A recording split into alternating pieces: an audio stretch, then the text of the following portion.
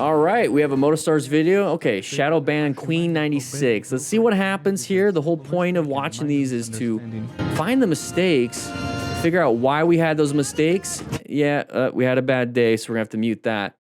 So she dumped the bike because somebody hit her. Hopefully, ankle is fine. It looks kind of twisted. Oh, it's just the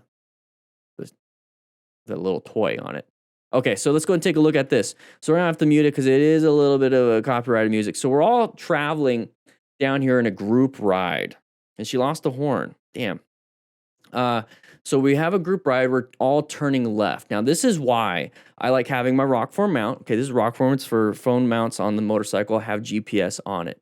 It's also why I wear a Cardo Pack Talk Edge right here with my group. If I'm riding in a group, I hope everybody's wearing a Cardo. We can all connect to each other with the app, and we can all talk to each other. So there's links in the description for that for discounts. But the reason why I use it as a tool is that it's like we can tell everybody, hey, we're turning left here, and always speak it out. I mentioned it in the Smart Rider drills that I talk myself through. Okay, head and eye movement, turn, body weight, counterweight. I talk to myself, because it does actually help me out when it comes to learning. I don't know. Maybe I'm different. I don't know. Let me know in the comments if you talk to yourself and it helps you to learn. But if you're talking to yourself, let's say you're the guy in the front or the person in front, and you're talking to the group as you're doing something. It's like, hey, I'm turning left here. Hey, we're turning left here. You speak it out. Don't just think it, but speak it out. So it's more of a clear communication for everybody else. It might seem weird. Everyone's like, I know we turn. I get it. But it's good to say that because some people might not be paying attention. And then the GPS on the phone mount is very helpful because if you're following a route, everyone should know, hey, this is the route coming up. So we're coming up to here. Person up front's turning left. Okay, so we're all turning left here.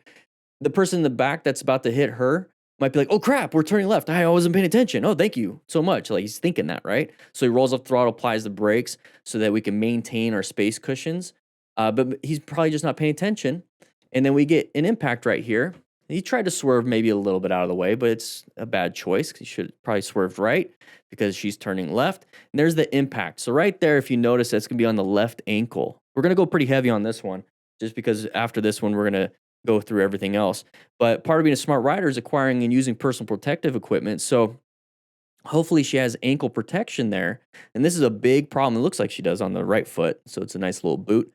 Not motorcycle pants. Okay. Okay, we have knee armor in the motorcycle pants, maybe hip armor. Maybe they could have helped out a little bit, but that's probably hitting her ankle, tib fib, and maybe her femur a little bit in her knee. That kind of sucks. So yeah, we're going over this one because when we go to the next ones, we're not going to be spending so much time. But that's going to be a pretty bad impact right there in the leg. So there's going to be the drop. Same thing right there. Bikes landing on the femur, on the knee. This is why we have that kind of stuff. And then now possibly hitting her back on the peg. That's going to hurt. So with motorcycle jackets, you have a back protector. And so there, yeah, so she does have boots. That's very good. And gloves and a helmet. Okay. She does have a Bluetooth system. It looks like it might be something. Yeah, it's not a Cardo. It doesn't look like a Pack Talk Bold, one of the older ones. But that's why she's going to have a little bit of left leg pain because that's where the impact was. Now, part of the Smart Rider motorcycle training system is that I go over a lot of this stuff. Okay, there's a couple books here, how to ride a motorcycle, Smart Rider drills, how to rescue. And that's going to be the one that I want to talk about real quick on the rescue, is that she is on the ground. This is a card that you get when you get the printed system. You get digital versions too. If you just want to get the digital version, that's cool too. So let's bring that back up. So first, let's remain calm. So everyone else, she's on the ground. Try your best to remain calm too. Ensure her own safety. So when she's on the ground, she's like, I can't get up and get out of the roadway. So now she's kind of dependent on everyone else to ensure her own safety, which is fine. So it's big thing is traffic, getting hit by another car. That happens quite a bit, to be quite honest, and it kind of sucks. So let's go ahead and try to ensure on safety, stop some traffic, maybe divert some traffic and everything. We have a little van right there passing by. And then stop any major bleeds. There could have been a laceration, to that left leg. We don't know that. So direct pressure, apply a tourniquet, or pack the wound is something that we can learn to do with a Stop the Bleed class. And I did put on a Stop Major Bleeds video on Motorcycle Training Concepts YouTube channel. You might want to check that out. And then quickly assess the severity. You don't know. She might have hit her head. So she might have a head injury symptom, might be a broken bone. But these are some of the major ones that I want to show you guys. And so that's what we should be doing at this point. It is what it is. It is what it is. She crashed. We crashed. Let's learn from it. but how do we handle this situation now that the reality showcases, hey, we're on the ground. You know, what do we do, right? So let's go ahead and move on to this one. Okay, there's the impact. Little MX helmet with goggles. At least it's full face. He's gonna have some injuries possibly. There it is. So same thing, rescue. Remember what I was talking about, rescue? Let's go ahead and apply the other principle that we talk about all the time. A bad day. Let's go ahead and move on from that. All right. So right here's the plan method: position for safety, locate hazardous situations, assess relevant threats, navigate active ones. Okay, so we're in a position right here. It's a little bit of an open lane pattern, not a big deal, but it is an intersection, and we can tell it's an intersection because we do have a side of the vehicle. Now this vehicle is wanting to come out, so that means that there is an intersection here. Now we have a line of sight problem. We can't see anything past this white car. So that's going to give me this is a weird feeling, right? So I locate it's a hazardous situation. Let's go ahead and assess any relevant threats. So when I'm in that, like, let's kind of figure this thing out. What should you do behavior-wise? That's the thought, that's the feeling. What's the behavior associated with, I kind of want to figure these things out. What's the first thing that comes to your guys' mind? Maybe pause, right? Maybe it's a different decision. Maybe it's a decision about buying a house, buying a car, you know, where to eat. What do I feel like? What do I want? Well, let's go ahead and look for things. And then you make the decision to go, right? You make a quick pause, right? So right here, it's not, instead of like, let's just brake, let's go ahead and roll off the throttle and cover the brakes. That's going to be the behavior that we want right here. In case somebody does come out, now we can apply emergency braking, and that's part of the navigating active threats. If something pops out, we can do emergency braking, emergency swerving, or emergency acceleration. 3 things we can do on a motorcycle. So we get up to here. Oh, wasn't anticipating this, but I wasn't already, you know, speeding through. I was covering the brakes. I was rolling off the throttle. It's like, because I didn't know it's an intersection. It's kind of a weird thing. Now I can apply the brakes really quickly. And you hear it, rev bombing. It wasn't rev bombing. It was like a throttle response. It was just all over because we got panicked. That's what I'm trying to help prevent with this panic feeling with you guys by doing the plan method. So now that we have rescue and plan right off the bat, let's go ahead and have some fun with the rest of them. And I want you guys to point out and think to yourself what you would be doing in these situations. So here we go. So we're coming up here. Don't have gear. Once again, there's a left turner possibly. It's an intersection. He's going to let him go. Hopefully nobody behind us hits us. What are we doing?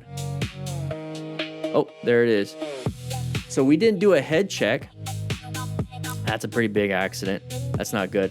We didn't do a head check. We didn't look both ways. We're focused on that left turner. Okay. So eminality. What do we got here? A corner. Corners are hazardous areas, just like intersections. So when we plan our ride, let's recognize that corners and intersections are hazardous situations. It gives you that feeling of, and thinking of like, maybe I should slow down. I don't know, how sharp is the turn? I don't know. That's you doing the assessment. And if it is a sharp turn, you can recognize with the chevrons right there, you know, the little chevron. If you see chevrons, and I'm sure before the turn it said like recommended, 30 miles an hour or whatever. It's a sharp left turn coming up ahead. It should give you that pause of like, I should slow it down. And that's you navigating an active threat. You might be the active threat. Also looking for road surface hazards. So we went a little too fast in the corner, went wide. This is very typical. And then we went off-road and crashed the bike. Oh my God. So same thing here. So, hey, it's a corner. Let's go. Hazardous area. Crest of the hill. Beautiful area. Let's pay attention. Sharp turn. There's a sign there. We made the sharp turn. Another sharp turn. We're all handling pretty well. Everyone's doing pretty good. Everyone's spaced out, talking on the cardos. Another sharp turn right there. This one's a little bit sharper. What was different before we get into that one? What's different here? Okay, it's nice winding to that.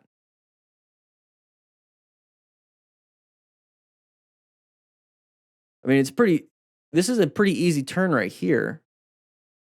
This one just straight up disappears, and look at the road, how it just turns. Do you know if it's like a decreasing radius? Do you know if it goes straight or turns right immediately? Do you know anything outside of what you see right here? So I would be slowing down for this turn. It's a decreasing radius.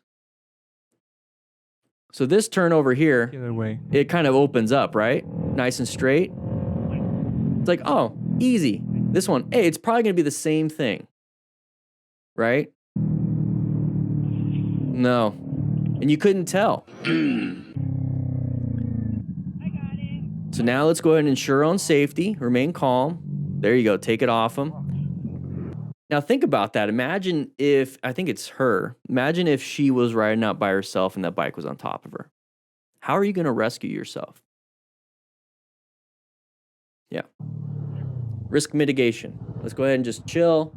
Look at that. Look at that turn. Let's go back. Look at that turn. It's a little bit different. It's a little bit different than the other one. All right, what you gonna do, Melissa? Going to, oh, and she could have gotten smashed between that van and that car. This is why I tell you guys to park off to the sides. Hopefully, if you get hit, because you probably still get hit, maybe on the left peg on this, but you get pushed forward into a lane position or a lane splitting position versus getting smashed. All right, here we go. Sharp turn, having some fun probably with our buddies, recording. Let's go back just a little bit right here.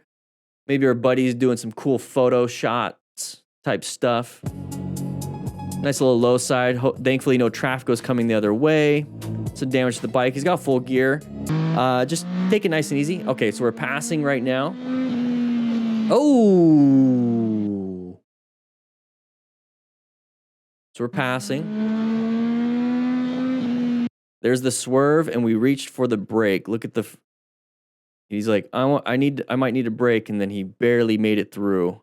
It's a little close. Okay, we made it, right? So we made it. But we swerved really hard left to make it. Now you see how we're all the way over here. So when you swerve hard left, you need to swerve hard right to get back in your line. So just remember that. You can't just swerve. You have to swerve back. Here's the main reason. All right, snow, cold tires, maybe some black ice here and there. Conditions certainly played their part. All right, road conditions. One sec. Motostars, what did you say? Here, the main reason for the crash was definitely speed. On top of that, the tricky road conditions... Okay, definitely speed. Thank you. I was going to say, if you're saying the road conditions were the problem, I think it was speed that was the problem. So high mechanism, high impact. Let's go ahead and remain calm, ensure on safety, pull off on the side, and help our buddy. Yeah, so speed... Ooh, look at the legs.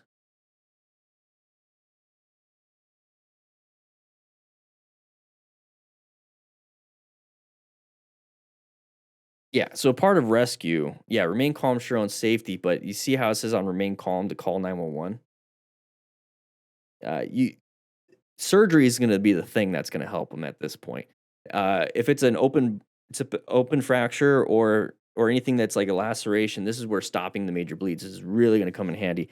This is a high mechanism. This is not good. Just, that's an obvious deformity to his leg.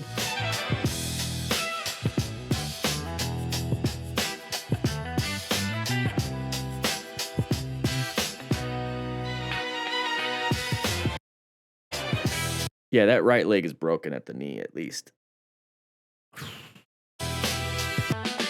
All right. Yep. So same thing. Wheelies, high risk, high skill.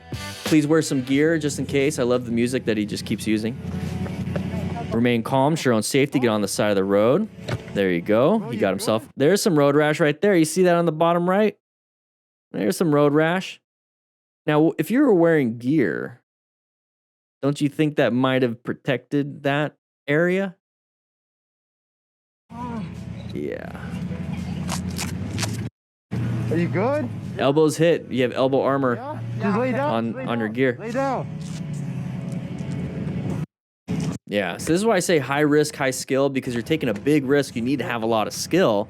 The only problem is that your skill might not be good enough in certain situations, and the risk actually overtakes you, and you crash anyways. That's why I don't do wheelies. I think it's a fun thing to see, but... Oh, there we go. Nice braking. Handled it. Okay, we dumped the bike a little bit, but we didn't go up and over...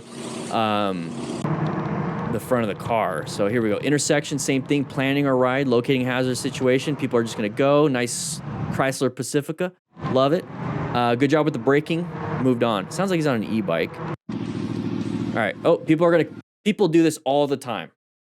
All the time. They cut that little bit corner off. Sometimes they even take half of the lane. So whenever I'm in a left turn, I'm over here. I'm over there. Like if I'm in my sweet Chrysler Pacifica, I'm parked back here sometimes. And then I slowly creep up. Because I live in an area where there's semis, and I used to live in an area where there's a lot of tractors and stuff because of farm fields. And even the big tractors and like the semi trucks, they don't do that. They come out here and they almost have to do that. So I always step back and then creep up slowly. Yeah. So watch out for that kind of stuff. Là, il y a des bouchons un petit peu, donc on fait attention, Alright. on roule tranquille. Lane filtering, On va sortir. open lane patterns. Hopefully nobody pops out. Clignotant. Lui, il a l'air d'aller tout droit. Okay. Tout va bien. Je commence à sentir le truc arriver direct. Okay, he switches over. He wants to cut in front of everybody. Why are we getting up? Why do we do that? Why did we do that? Pourquoi tu fais ça, gros? You had full control. Come on, man. The riders were Just out normally riding. some Okay. traffic. Me and But this on the car. other hand, the driver's This car is reaction was okay. completely uncalled for. Okay. We're in the right lane. Some traffic. But on the other hand, the driver's reaction was completely Why can't you just scoot over, the motorcycle rider? Why can't this guy just scoot over to let this one go? Why not? I'm just wondering, why, what, let's play with logic here. What purpose, what reason do you have? I want to know. I just want to know. If it's because I want to, sorry, you're not that important. Like, is there a safety reason? Is there, like, are you, I can't think of one because I don't know. That's why I'm asking you, Mr. Toxic. I guess that's what his name is. I don't, just move over. We don't like it when car drivers do this to us. So why are we doing it?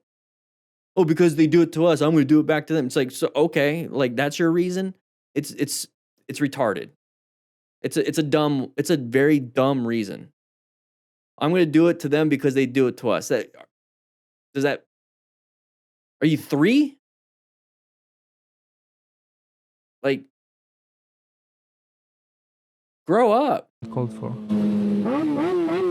Grow up, dude. Move over. Just move over.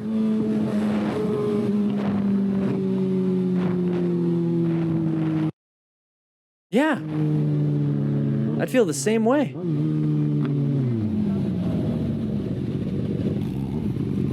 Bro said to Toxic to get out of his lane. Okay. Yeah, this is where we just start escalating things. Just let him get in front. Let him get in front and get behind him if you wanted to turn left. Like, it's not that big of a deal. All right, moving on. Vase Rider. All right, so we're stopping. Don't get hit. Oh, there it is. They weren't paying attention. Hit us. We were stopped for pedestrians. Get me, Mobia. All right. Nice little impact. Let's go ahead and get insurance. Let's double check things. Moving on. So nighttime riding. Ooh, I like the little reflectors, the lights. That's nice. Oh, hitting some potholes. Uh-oh. Road hazard in corner. See how hard it is to see until it's the last second? Another guy that slid. Oh. Yeah, it was definitely a road surface hazard. So if you can't see it or you don't know right ahead of time, like, I'm going to crash today, the best thing you could possibly do is acquire and use personal protective equipment. It's obvious that we're not. Those are not motorcycle shoes. Sometimes you just can't see it. Sometimes it happens. Damn, that sucks. I'm glad I wore gear.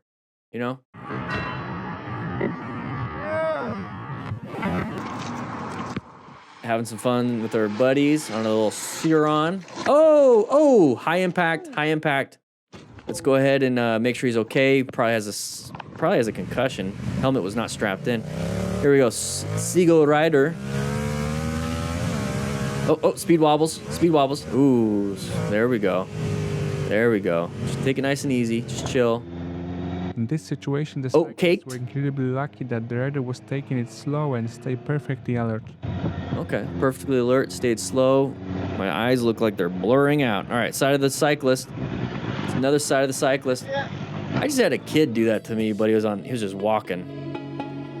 All right, so wheelie, up and over, looped it or whatever, crashed, moving on. Biker boy, what do we got here? Somebody's gonna come into our lane. Oh, it's an open lane pattern. That's another pattern that we talk about in the Smart Rider system. It's part of the plan method. So we're locating hazardous situations.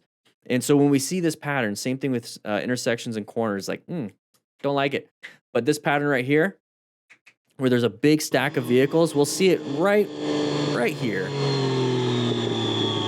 Okay, so big stack of vehicles, big open lane to the right. Why would this car driver want to be stuck there when there's an open lane? I'm going to go for it. Should they have checked their mirrors? I always have to do like this because a lot of people are, oh, you blame the car driver. It's like, no, should they have checked their mirrors? Yes. Should they have gone when it's clear to go? Yes. Yes. But what do you have control over as a motorcycle rider? You don't have control over that. This happens all the time. It is what it is. So what do you have control over? If you see that pattern, if you see a big open lane that you're in, and there's a big long stack of vehicles, anticipate somebody might want to come out. Okay, now that we have that information, somebody might want to come out. What can we do to keep us as safe as possible if somebody might want to come out? Because more than likely they might want to. What can we do? That's where we get back into a position of safety. We recognize it. We're going to go back and try to get ourselves in a position of safety. Let's be off to the sides of the lane. Let's be off to the side of the lane. Let's go ahead and roll off the throttle just a tiny bit, drop the miles per hour, just maybe 1 or 2 miles per hour, not that big of a deal. We're not accelerating, we're not maintaining, we're kind of dropping a little bit.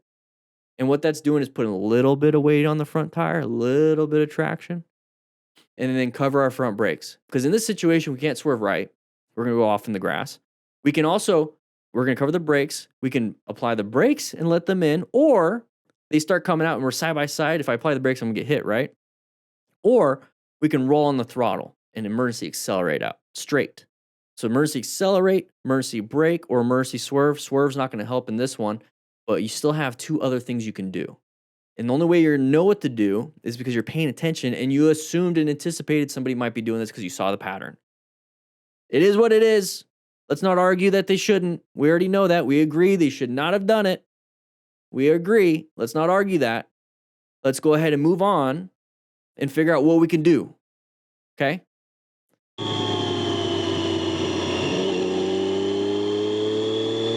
So you handled it.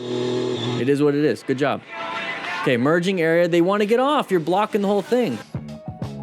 Moving on. Wheelie time, or we're going to crash again. If you notice, a lot of these wheelies, it ends up in a crash. So is this something you want to do? I don't know. It's up to you. So I have the GPS just like that. Oh. Ooh, good job with the emergency progressive braking. What's up with all the copyrighted music? So he's blurring out his speedo, or I'm sorry, maybe he's blurring out his location. I'll give him that, okay? I'll give him that. He doesn't want people to see where he lives. But he didn't do it all the time. Anyway, so we're getting up to here. We have a line of sight issue. Can't see much. Can't see around it, but we know it's an intersection. We can see how the buildings are separated by a road. It's an intersection. Same thing. We're locating hazardous situations. I'm like, what's going on here? What's going on? Oh, there it is. Good job with the quick response. If you're already covering the brakes, it's just a nice little progressive braking response. But he did a really good quick one right here. Good job with the braking. ABS kicked in. You see the yellow light. Okay, we're moving on. Pretty good. Listen to some music. You guys can see what the problem is here right now, right? Just take a look. Take a look. We're in the blind spot. You see the red car coming up ahead? We're in the blind spot. There's a red car up there. I'm pretty sure that red car is going to get bigger and bigger. So right now it's really tiny, right? Here's the red car. And if it does this, and see how it's getting bigger and bigger, it means we're getting closer. It means we're catching up. So if we're both, me and this car, catching up to that red car, open lane pattern, what do you think the this vehicle wants to do. Wants to get into the open lane, which is what we're in. Maybe even checks, but we're in the blind spot. You see what I mean? You can tell. You can figure these things out.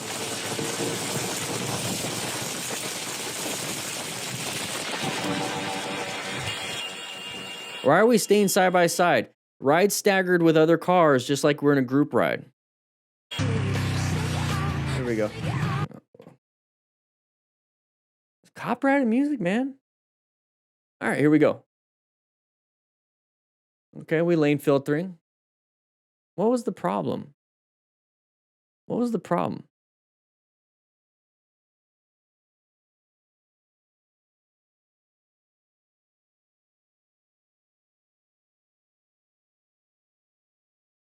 Okay, anyways, we're on a track now. We're on a track. So this is where you practice your high-speed maneuvers. If you want to practice your slow-speed maneuvers in a parking lot, get the Smart Rider drills. It's part of the system. You get 24 drills, 10 cones. You never have to move the cones once you set them up, and you can do 24 different drills with the same cones. All right, let's move on. Here we go. That's how you practice your slow-speed stuff. This is how you practice your high-speed stuff. So we probably, it looks like we high-sided.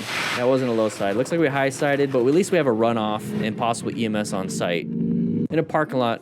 Oh, there we go. 1 second. Scared him? Okay. What's up with the copyright music? All right, here we go.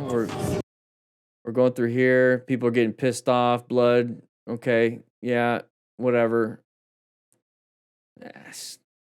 The type of, I don't know. I can't make judgments on the type on him as a person, but it really makes a lot of sense when you start to really think about it. All right, so somebody came out. We're looking at the ground. Interesting. Somebody came out side of the vehicle.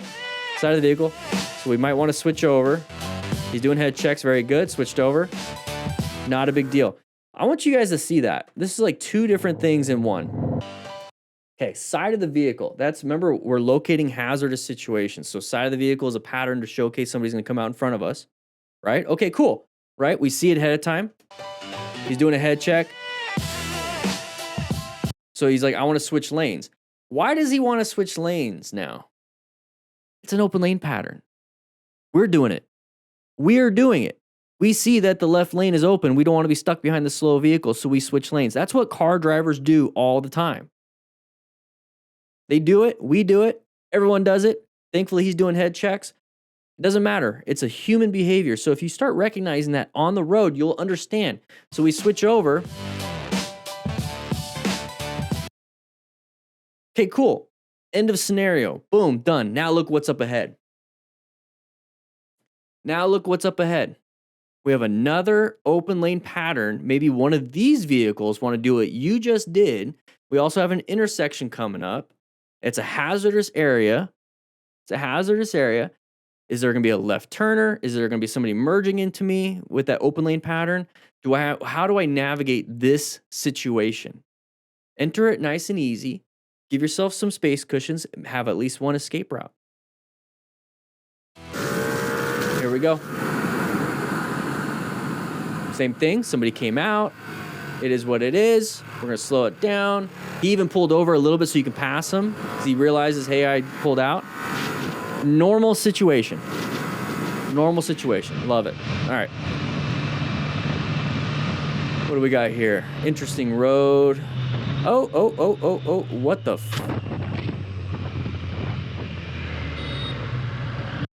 I'm so glad I was born in the United States. Roll the dice. All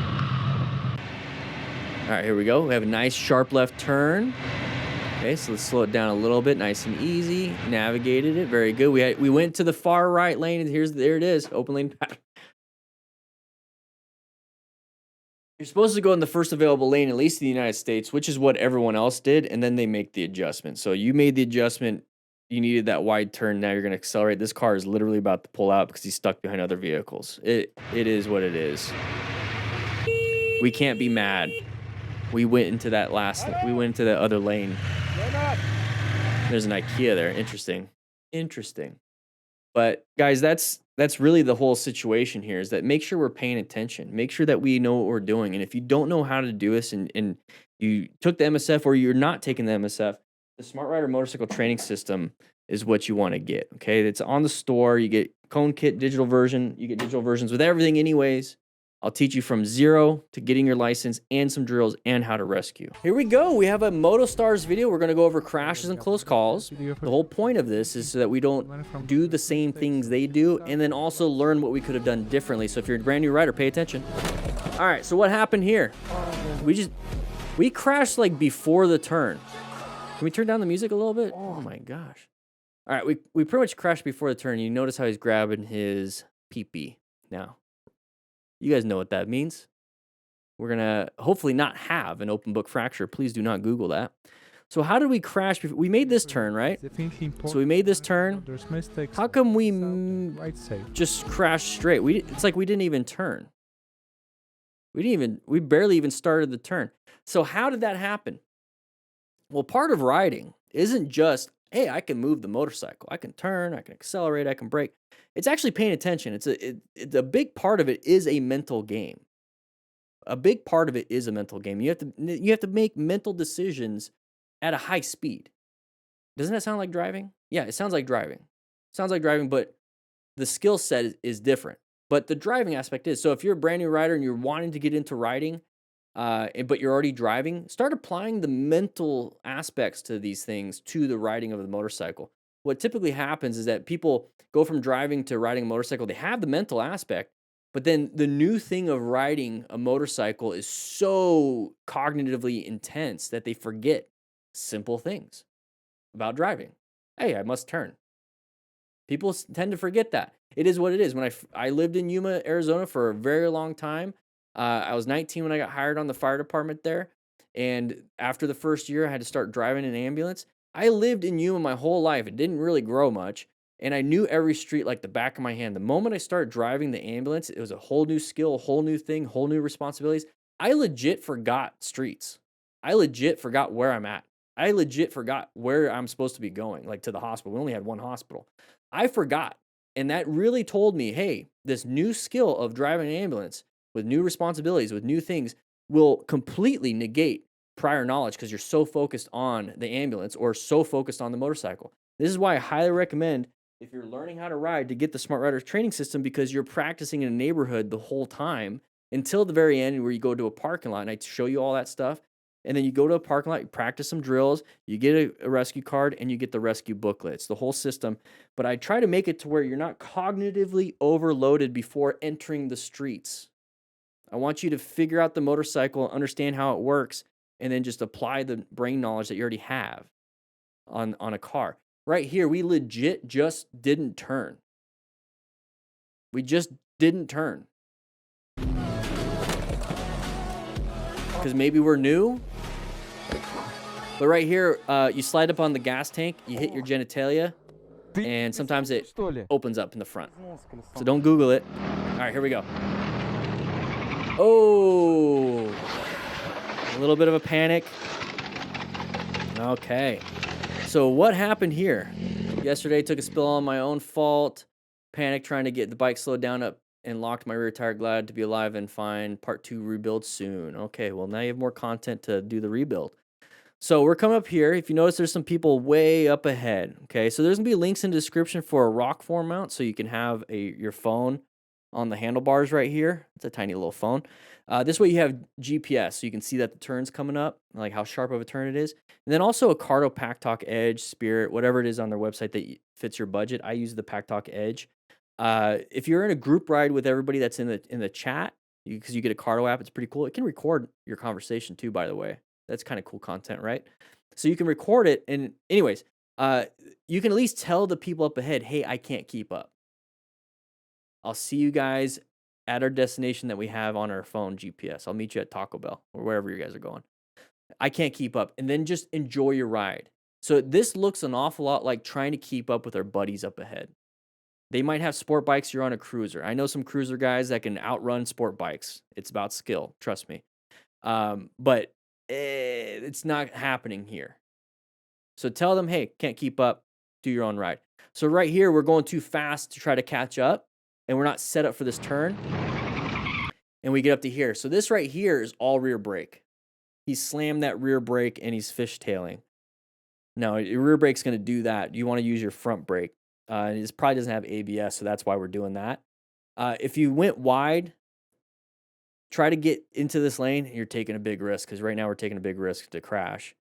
I'm talking about after the fact. If you slowed down, this wouldn't be an issue. If you told your friends, hey, I'll meet you, this wouldn't be an issue, but now we're here, right? I would have just went straight and then hoped there was not another car. But while I'm going straight, I'm applying the brakes as best I can, trying to get back into my lane. I'm applying it straight, not applying it in the middle of a turn. That's why we're fishtailing out. Either way, this is a terrible situation. So part of being a smart rider is acquiring and using personal protective equipment, just in case we make massive mistakes like this. Another thing is that if we're on our Cardo and we can tell them, hey, I crashed, they see you because they're way ahead. They might never see you, and then they can hopefully rescue you. And that's part of the system I'm talking about. That's the card.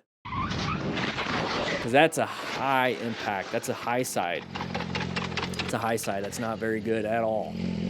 Now we have people coming around that corner, maybe hitting you or hitting the bike. So that's why we need to rescue. Here we go. Kind of the same thing. So motorcycle GPS. That's kind of how I use it. It's a little weird looking.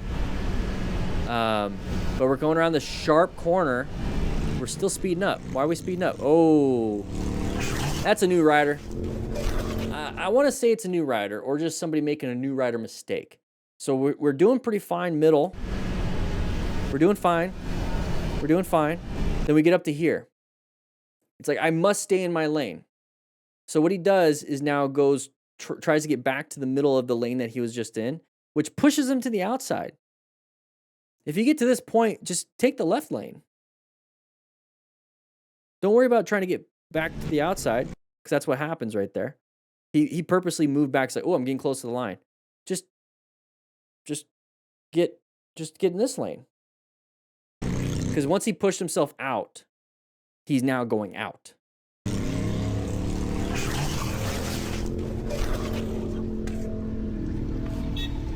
It's a new rider mistake. Doesn't mean he's a new rider. It's a new rider mistake, though. Oh, left turners. This isn't fun. Ooh. Please tell me he lands it. Oh, my Lanta. Only had basically 1,000 miles. That's pretty impressive. So we're coming up to here. Let's go back just a little bit, so we can get at least the first frame. There we go. All right, hand on the hip, right hand on the hip, not covering the brakes, not covering the throttle. There's a left turner right in front of us. The reason why we feel so confident to put our hand on our hip like this and just kind of ride like this is because nothing's ever really happened, and that's complacency. Now, remember, when we get into an intersection, this is a hazardous area. We should be covering the brakes. We should be covering the throttle.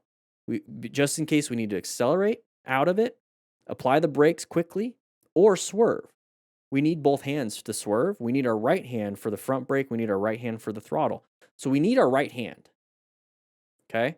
We recognize that there is a left turner in the intersection. This is where it's deadly and dangerous for motorcycle riders.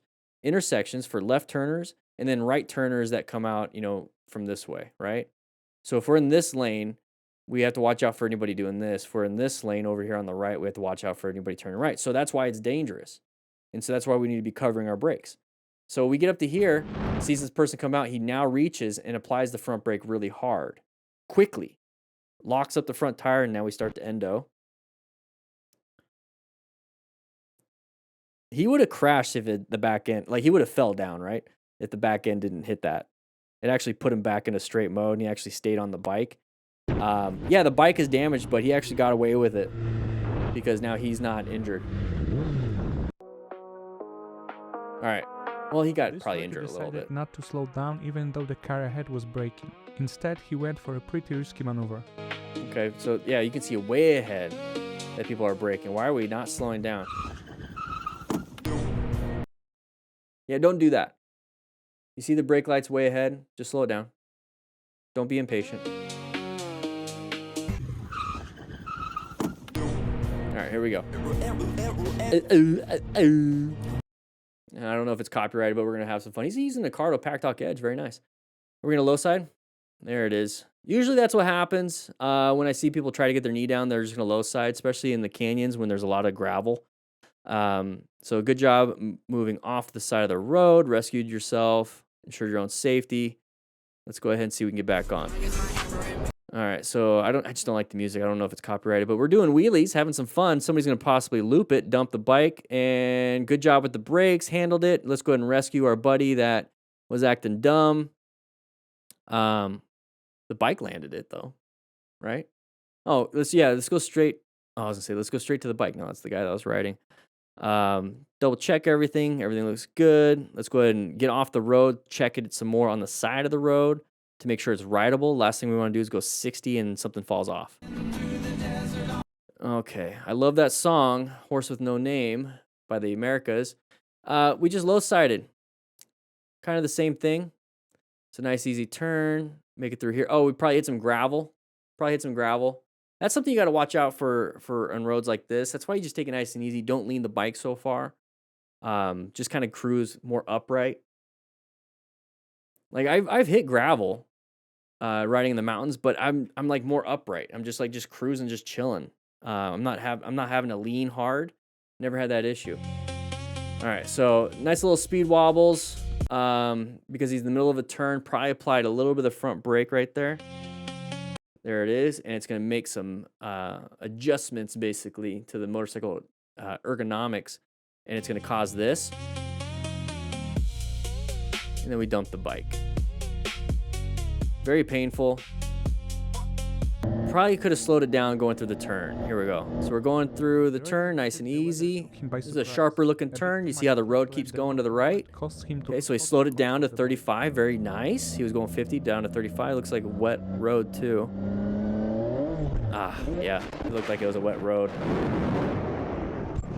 Looks like a wet road, wet area. I want to point out what I saw. Might cost him to lose just real quick. of the bike. So he's good. You see how the road looks kind of just like a matte? You know, like difference between matte and glossy. Okay, so it looks a little matty. There's the glossy. So that right there is a little freaky. I don't know if that's water. Could be water. If it's just water, it's not a big deal. But it probably could have been oil. He was past it. Damn, that sucks. That's why as a smart rider, we acquire and use personal protective equipment just in case. And I go over that in the book too. Minimum gear for riding in the neighborhood, and then I have a motorcycle gear guide video that goes over all the gear. Hey, it looks like it's probably the DGR. Oh. No, it's just the guy that wants to wear a suit and tie. So DGR is Distinguished Gentleman's Ride. This is kind of what you look like when you're riding. But it's a very controlled motorcycle group charity ride. There's some pretty strict stuff when it comes to that charity ride, which is coming up in May. It's for men's health, men's prostate cancer, testicular cancer, suicide prevention. So it's a very men-oriented, which is really nice. But they don't really want you speeding up and like trying to get with the group and with the pack. It's pretty much like a very controlled, easy, chill ride. This does not look like it. He was endoing basically at the last part into, looks like a car. All right, here we go. Are those real tat? I don't think those are, that's the sleeve stuff, right? That's the sleeve stuff. Like those fake sleeves. It's good for sun protection, but it's not going to be good for armor protection. Side of the vehicle, we see that way ahead of time. We saw that way ahead of time. We should have been slowing down too. Okay, so he started to. Okay, good. It's a scary situation. Thankfully, he stopped. Side of the cyclist. Good control, handled it. Good control. Hey, he made a decision to swerve right, made it. He made it. It is what it is. That's a good job. All right, so we're just cruising. Looks like we're speeding a little bit. Good swerve. He did take off the license plate. Luckily, thanks to his quick reaction, he managed to avoid a serious disaster. Good swerve. Were we speeding quite a bit? You can't really tell, but you hear the engine RPM scale up. Despite the Good. visibility, That was a good swerve, though. to ignore the rider. That was a good Luckily, swerve. thanks to his quick reaction, he managed It is what it is. serious disaster. It's considered a crash because you did impact, but it's a minor. Check your foot, though. Your foot might be hurt. Yeah, pull off on the side. Here we go. Perfect. Great example. Road surface hazard. You see this weird thing? Don't ride towards it. Just kind of move over. That's the whole point of position for safety. We located a hazardous situation. Is it a relevant threat? Yes, it is because I'm aiming right at it. Let's go ahead and navigate it to a new position for safety, which is just a simple lane change for this situation. So if you see it, you have to pay attention to see it. If you see it, move away. Move away. Why are we riding on it? Oh, that is definitely oil. That is definitely... He did a 360. Don't be scared of it. He pretty much target fixated on it. Just move away from it. Move away from it. Look at all the other part of the road you could have just been riding on. Yeah, it was like a 270, right? Almost 360. If he made it 360, it would have been pretty impressive. All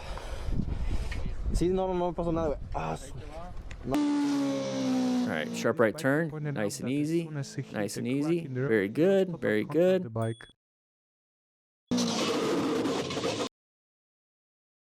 In the road, he lost total control of the... Are we blaming that? Look how far the bike is leaning. Honestly, that bike is leaning pretty hard. He wasn't doing that at the beginning. This bike, he pointed out that as soon as he hit So this is fine right here. crack in the road, he lost total control of the bike. Okay, yeah, you see the wheel. Okay, so maybe it was... Either way, that's when he lost traction. I don't know if it was exactly the road surface hazard, but look at the wheel. So it's kind of in line with the headlights. The moment...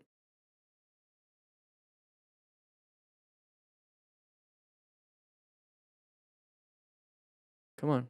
Oh. So watch the front tire. The moment he touches it, it goes down. He lost total control The wheel. of the bike. See that right there? Yeah, okay. So it might have been the crack. But it didn't see... Okay, there's another angle. Very good. He's leaning it pretty hard. Well, he's leaning hard, and he's keeping the bike a little more up. It could have been the crack. Try to avoid the cracks, I guess, on that one. Usually when you lean your body that much, you can keep the bike more upright. That's actually a good skill to have, especially as a cruiser rider. That sucks. Whoa! Oh. Yeah, that was a... Should I have taken his money? No, don't take his money. Don't take his money. That was my fault. The point is right. Are you okay? Yeah, I'm good, don't worry. But that was my fault. I should have, directed it still. Yeah. Yeah. Don't worry about it. It is so nice when people take accountability. Scraping knee. Okay, we're gonna low side. Oh. Yeah, see, a roundabout is not your personal racetrack. You can't get upset then when there's cars. Here we go. Oh. I got it on video. So he's talking on the car. Goes, hey, I got it on video. He's probably going to want to give the video to the other person. The person just reversed. All right. What are we doing? 104. Uh-oh. Uh-oh. Bike on the ground. Is that a body right there? Time to rescue. You see how... Oh, there's the body. Oh, he's unconscious. So remain calm, ensure your own safety, watch out for anybody coming at you. That's a big thing. A lot of people don't really recognize this part right here. You need to watch out for traffic coming at you. So you really, like, if there's 4 of you, like, oh my gosh, the guy. Okay, great. One of you, go back there and start diverting traffic as best you can. Don't get hit yourself, but keep trying to divert traffic, because if a car comes and hits all 5 of us now, we're all dead. You need to remain calm and ensure your own safety, and then check the body for any major bleeds. If he's unconscious, it's a implied consent, so you can just start working. Once they wake up, you need to have real consent. But I talk about that in the rescue series that I have on Motorcycle Training Concepts. Руки целые? Look at that ankle. 1 second. Look at the ankle. Looks like a slight deformity right at the ankle. The ankle's not supposed to pop up like that on the side. I mean, I get you have the little, it's the malleus, you have that, but that looks a little deformed. Вода, вода, вода, вода нужна. Что случилось? Пиздец, мотоцикл, пацаны. Yeah, you gotta ensure your own safety on this one. Why are we zoomed in with the camera? All right, moving on. What do we got? Side of the vehicle? Random thing? Slow it down. Just slow it down. Why did we get so close? You saw it ahead of time. Just slow down. Let them do their thing. Whoa, it seems like we're going kind of fast. Why was the guy in the road? Anyways, oh, yoink. Random thing. All right, here we go. All right, nice space cushion. Oh, good job with the brakes. Good job with the progressive braking, recognizing that was coming out. As soon as he saw it, progressive braking. Handled it, let him in. We're not fighting for it. We're not speeding up to it. So good job. That's what I want you guys to be doing if you see that. Give yourself a good space cushion. But it's all you can eat. I'm just Stop gonna sign. let this play out. Enjoy it. Out of nowhere, this guy rolls up already at a 10-10 for no reason, decides he got a problem with us. What? We were just turning around anyway. What's up? We ain't following you. We were just turning around. Yeah. All right, man. Yeah.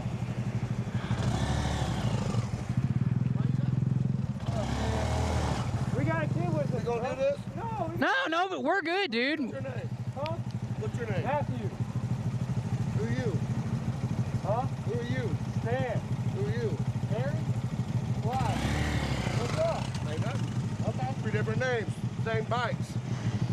One of these on one of these drums is getting up. Why? I mean, that's cool. Damn, bro.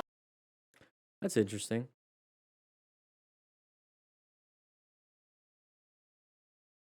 And you can say, but it's all you can eat. So they're probably going up and down the road. They're getting to the main road, turning around. Okay.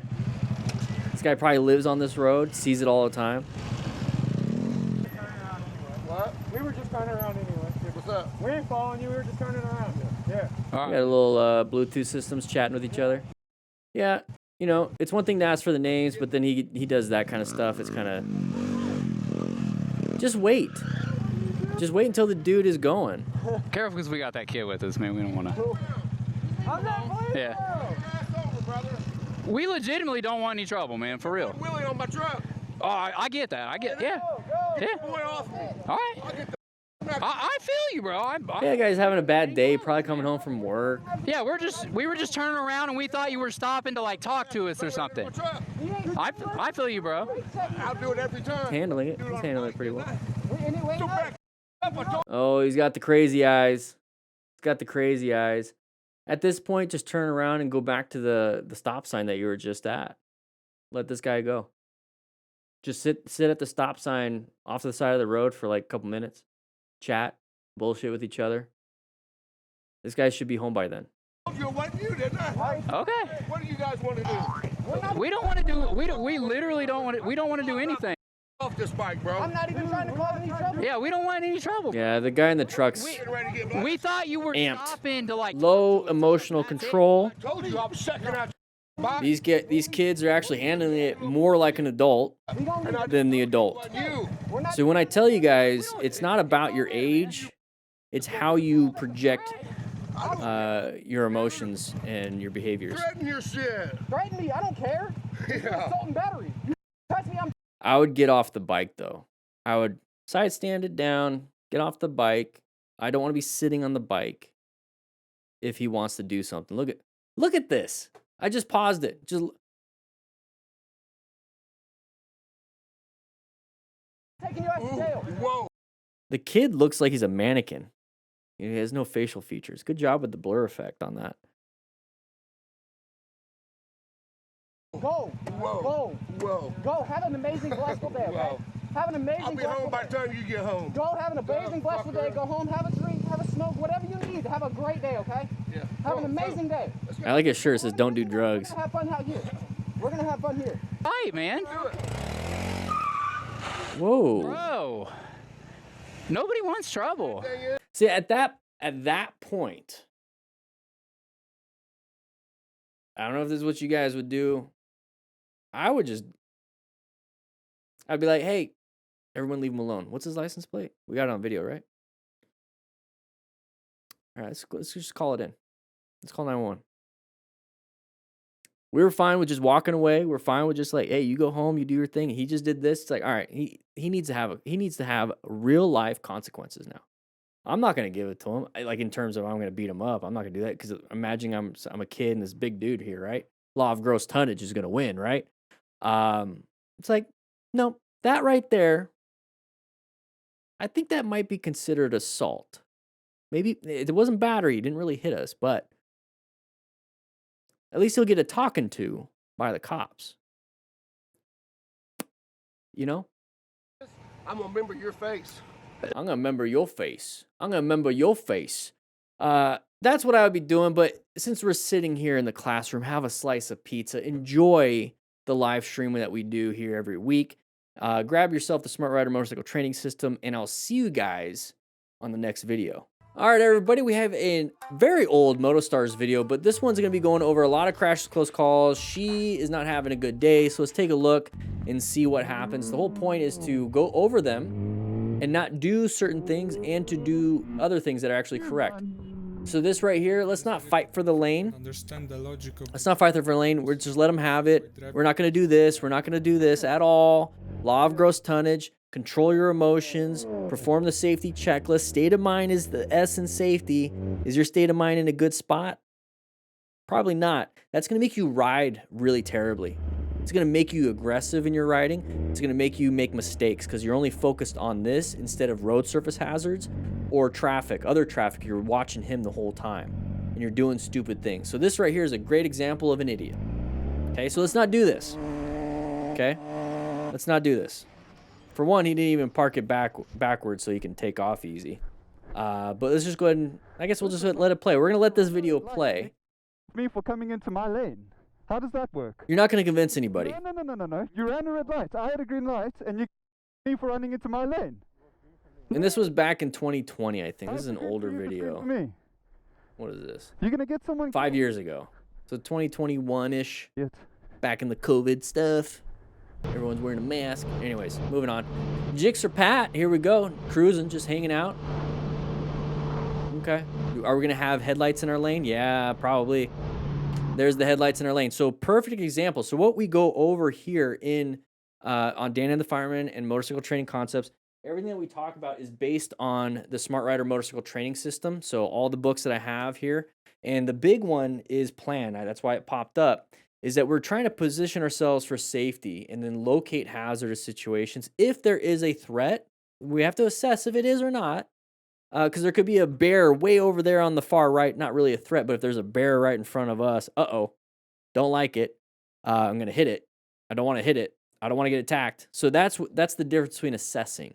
Because the active threat, if the bear is right here, that's an active threat. We now need to put ourselves in a new position for safety by swerving, by accelerating, quickly, juke them out, right? Or applying the brakes. Well, at that point, you're kind of screwed with a bear. But we can only swerve, accelerate, or emergency brake. Those are the three things we can do. Rev bombing, honking the horn, all that stuff that you're hoping somebody's going to pay attention to you. We want to control ourselves. And those are the three things you can do on a motorcycle. So it is what it is. So when he sees, he's assessing up ahead. It's like, it looks like there's headlights in a windshield in my lane. That's not supposed to happen. That's weird. It's now an active threat in our lane. So we need to move ourselves into a new position for safety. Notice how he's moving himself into a new position for safety by turning and swerving are two different things, kind of the same though, right? Turning the motorcycle, just quicker with emergency swerves. He's just moving himself into a new position for safety. That's all he's doing. That's all you do for situations. Should have happened? No. Can we get mad? Sure. But save yourself first. Take care of yourself. Make it home. Do the thing you have to do to make it home. Not the thing that you think is right and stay in this lane and play chicken. Not going to work. You're not going to win. So good job. Sees it. Moves over. Sure, flip them off if you want. I wouldn't. I would just get back in lane. Now we're going to do the plan method again. And again, and again, and again, and again, and again, and again. That's part of the system. All right, rain, road surface hazard, intersection, hazardous area. That's the same thing, locating hazardous situations. This right here. Oh, side of the vehicle, apply the brake. You see what I mean? Honking the horn didn't do anything. What could we have done differently? Swerve, brake, accelerating into it might have been a problem. That's why you have 3 choices, right? Apply good braking, good progressive braking to handle that situation when they came out. And since it was a hazardous situation, we're covering the brakes anyways. Intersections, corners, we're covering the brakes if you want to do trail braking, but at least in intersections, we're covering the brakes so that we can apply the brakes gently and progressively and quicker and quicker and quicker to come to a stop or swerve out of the way. Okay, thank you. I just want to talk over them. This was 5 years ago, back when motorcycle riders were more angry, I guess. And great transitions. I'm angry all the time. Oh, there were headlights in my lane. I'm going to fight for it. And I gently moved over. Now I got water on the road. Okay, moving on. Oh, side of the pedestrian. Good job with the brakes. Good job with the brakes. All right, sun in the eyes, nice easy curve. We have cars coming up. Oh, turning left. Slowed it down. He slowed it down without the brakes. Did you hear that? Did you hear that? Hear the engine RPMs.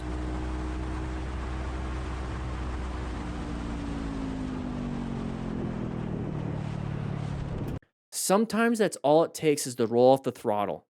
You're going to slow down in the turn. If you ever notice that when you're going through a turn, you have to give it a little bit just to even maintain your speed. So if you're in the middle of the turn, you roll off the throttle, you're slowing down a lot. So sometimes that's all you need to do. And since you're slowing down, weight's getting on that front tire. Because when you ever seen cars brake and they like do this, same thing with motorcycles. They do that. They get like the front end dives down just a little bit. Same thing. When you're slowing down, it just starts to do that a little bit. So now you have more weight on that front tire. So if you needed to apply the brakes, you can apply the brakes. And it's going to have traction. So good job not panicking. Typically you see people, I had to lay her down. Good job. Now we have a sharp right turn coming up ahead. So we just did it. We handled the active threat. We're now in a new situation with a new turn. So are we in a good position? I located the hazard situation. Let's go ahead and get ourselves set up for this turn. And then the next turn, and the next turn, the next intersection, the next road surface hazard. You're just constantly doing the plan method. So subscribe, watch a lot of these videos, and you're going to recognize a lot of the same things keep happening because people aren't planning their ride. It's a nice little left-handed turn. They're going to come into our lane. Yeah, they always do that. Don't fight for it. Don't fight for it. Technically, that's considered an emergency acceleration out of a situation, but since we are already behind, we could have applied the brakes and just kind of let them in. Not a big deal. Because now, when we're at this point, we're putting ourselves in a bad spot. Do we want to go straight? If we want to go straight, we have a turn lane. It's going to be a right turn only lane. So now we have to cut in front of this person. Maybe this person wanted to get into that lane. You see how it's all chaotic when we could just let them in, figured it out? Look forward. Look forward. You're traveling at speed. Look forward. Look forward. He did want to turn right. Very nice. Very nice. All right. One of the bikers not just cruising. That he didn't notice. Cruising with the buddies up ahead. It's a tiny little lane. What the heck kind of lane is this? Oh, is this a bike lane or is this like a motorcycle lane? Write in the comments if you know where the heck this is and if that is the case. But he couldn't handle the cones. So part of the Smart Rider drills is 24 motorcycle drills in a parking lot. You never have to move the cones after you set them up once. I designed it to where you just set up 10 cones or 5 tennis balls cut in half and you do 24 drills. Now, I wouldn't do that at speed here. It's parking lot exercises. But definitely target fixated on the wrong thing. That front end does not look good either. All right, lane splitting. That the driver decided to quit his maneuver. Uh-oh, open lane pattern moved over. Those are bollards. Yeah, not cones. Good job with the swerve, but let's get ourselves... There you go. Check your pants. Vamos dar uma olhada, cara. Muito pouco. Foi por muito pouco. Show. It's a bollard.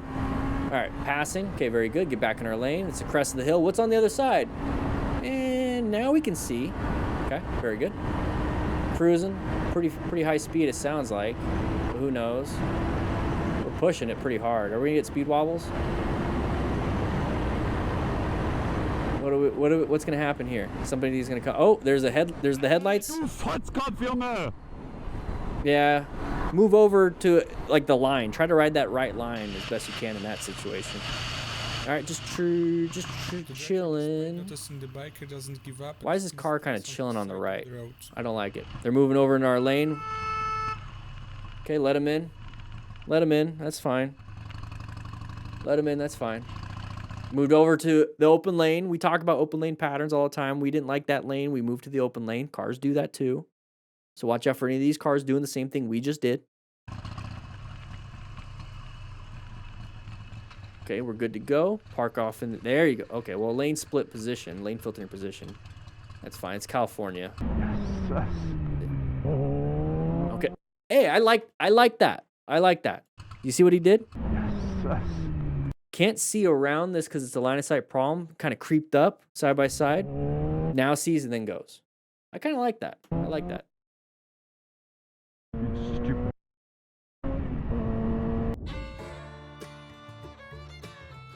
All right. The music is always fun. Somebody come out in front of him.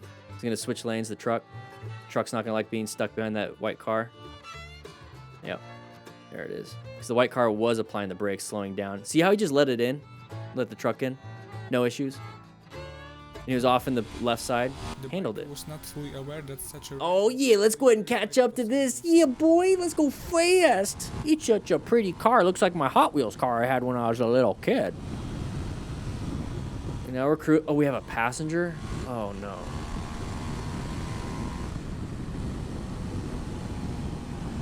Is this the thumbnail? Yeah. Oh, she did not like it. She's panicking.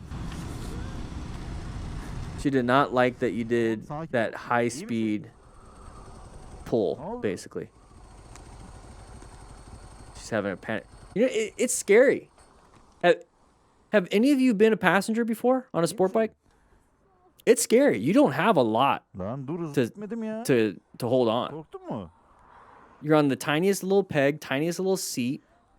It's scary.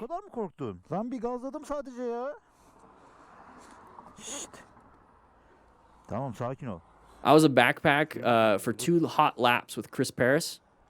He had the little thing on the gas tank you can hold on to, and that was scary. I just had to trust because he's professional. But that, yeah, her nervous system is amped. 6.5 hours later. Her nervous system is amped. She's probably saying, don't do that again. Don't do that again. 1 second. I used to have jeans when I was a little kid and it was just buttons instead of zippers. And when I had to piss like really bad, I hated those jeans. Because you'd have to unbutton. It's like, I'm going to piss my pants. I don't know the idea. I don't know what it is. Like, why 1, 2, 3, 4, 5 buttons just to unzip? Now you can't even unzip. I don't like it. Güzel bağla. Bakalım bizi okula alacaklar. You're gonna piss your pants. Ama yani yemin ederim basmadım ya. All right. Okay, it's red light. Car's right on her butt. You can see it in the mirror. Oh, snap. There it is. Yeah, you can rescue if you want. They got airbags. It was kind of it's a fender bender, but people can get hurt, you know. I don't think there's be any major bleeds, but we can help out. Truck driver in the back is going to be the one with some of the issue. This guy's going to be like, oh, what happened? See how dangerous that is to be in the traffic? People not paying attention. Ensure your own safety.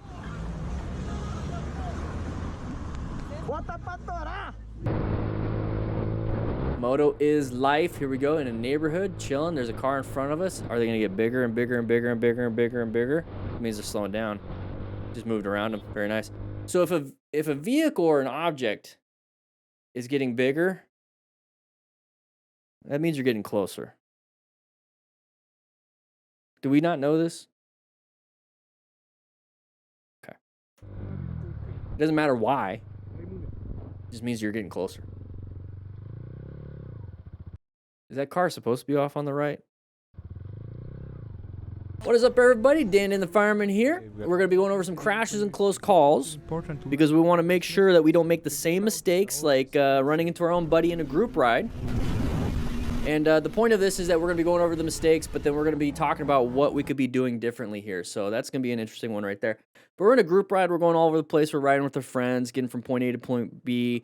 You know, hopefully we're utilizing the plan method. This is part of the Smart Rider Motorcycle Training System. It's a set of books that will get you from zero to getting your license, basically, practicing your motorcycle operator skills test, and a bunch more. We'll talk more about that. But all the information that we're going to be using in this live stream is from these books.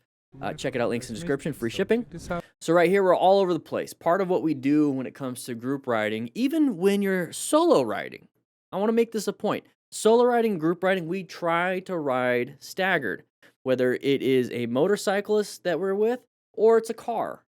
If this is the car and this is you, don't be side by side or in the blind spot. Be staggered off to the side of these people so that way if they do switch over, we don't get hit.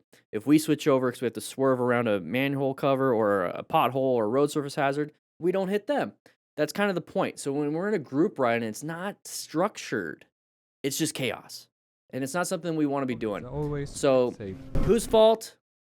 Whose fault is it? It's going to be the guy in the back. You know, the guy, when you're in a group ride like this, or if you're just anywhere, right? Like I said, solo, you're responsible for your safety. So if you're not paying attention and maintaining a space cushion, you're the one that runs into something, it is your fault. It is your responsibility not to run into things. Did the other person slow down on you? It doesn't really matter. It's your job to modulate your speed too. So, yeah, definitely the guy on the ground, but I'm still going to help rescue him. That's part of the system here. I'm going to help rescue him. I'm going to go ahead and stop any major bleeds if I can. Let's take a look at the next one. All right. Beautiful looking bike. Nice beard. Kind of matches the beard. Oh, no. Oh, no. We're off the road. There it is. Okay, so how did we get to that point? We're enjoying the nice ride, little curves, all these things. So when it comes to planning our ride, we're locating hazardous situations. And hazardous situations are intersections and corners, and then a few patterns. Hopefully we'll see some patterns like open lane pattern inside of the vehicle. Maybe we'll see some of those, but mainly corners, intersections. Corners where people crash and why, it's all like in the stats and everything. It's the failure to negotiate the corner. In intersections, it's typically left turners. Those are the areas and those are the things that causes crashes for motorcycle riders. So when we see this, it's a failure to negotiate the corner. How did we get to the failure? Okay, we're coming up here. Made this nice easy turn. You hear the engine RPMs go up. We're increasing speed on the way out. Perfectly fine. It is what it is. But maybe this next turn is a little more sharp than that turn, and we're going into it at the same speed as this turn.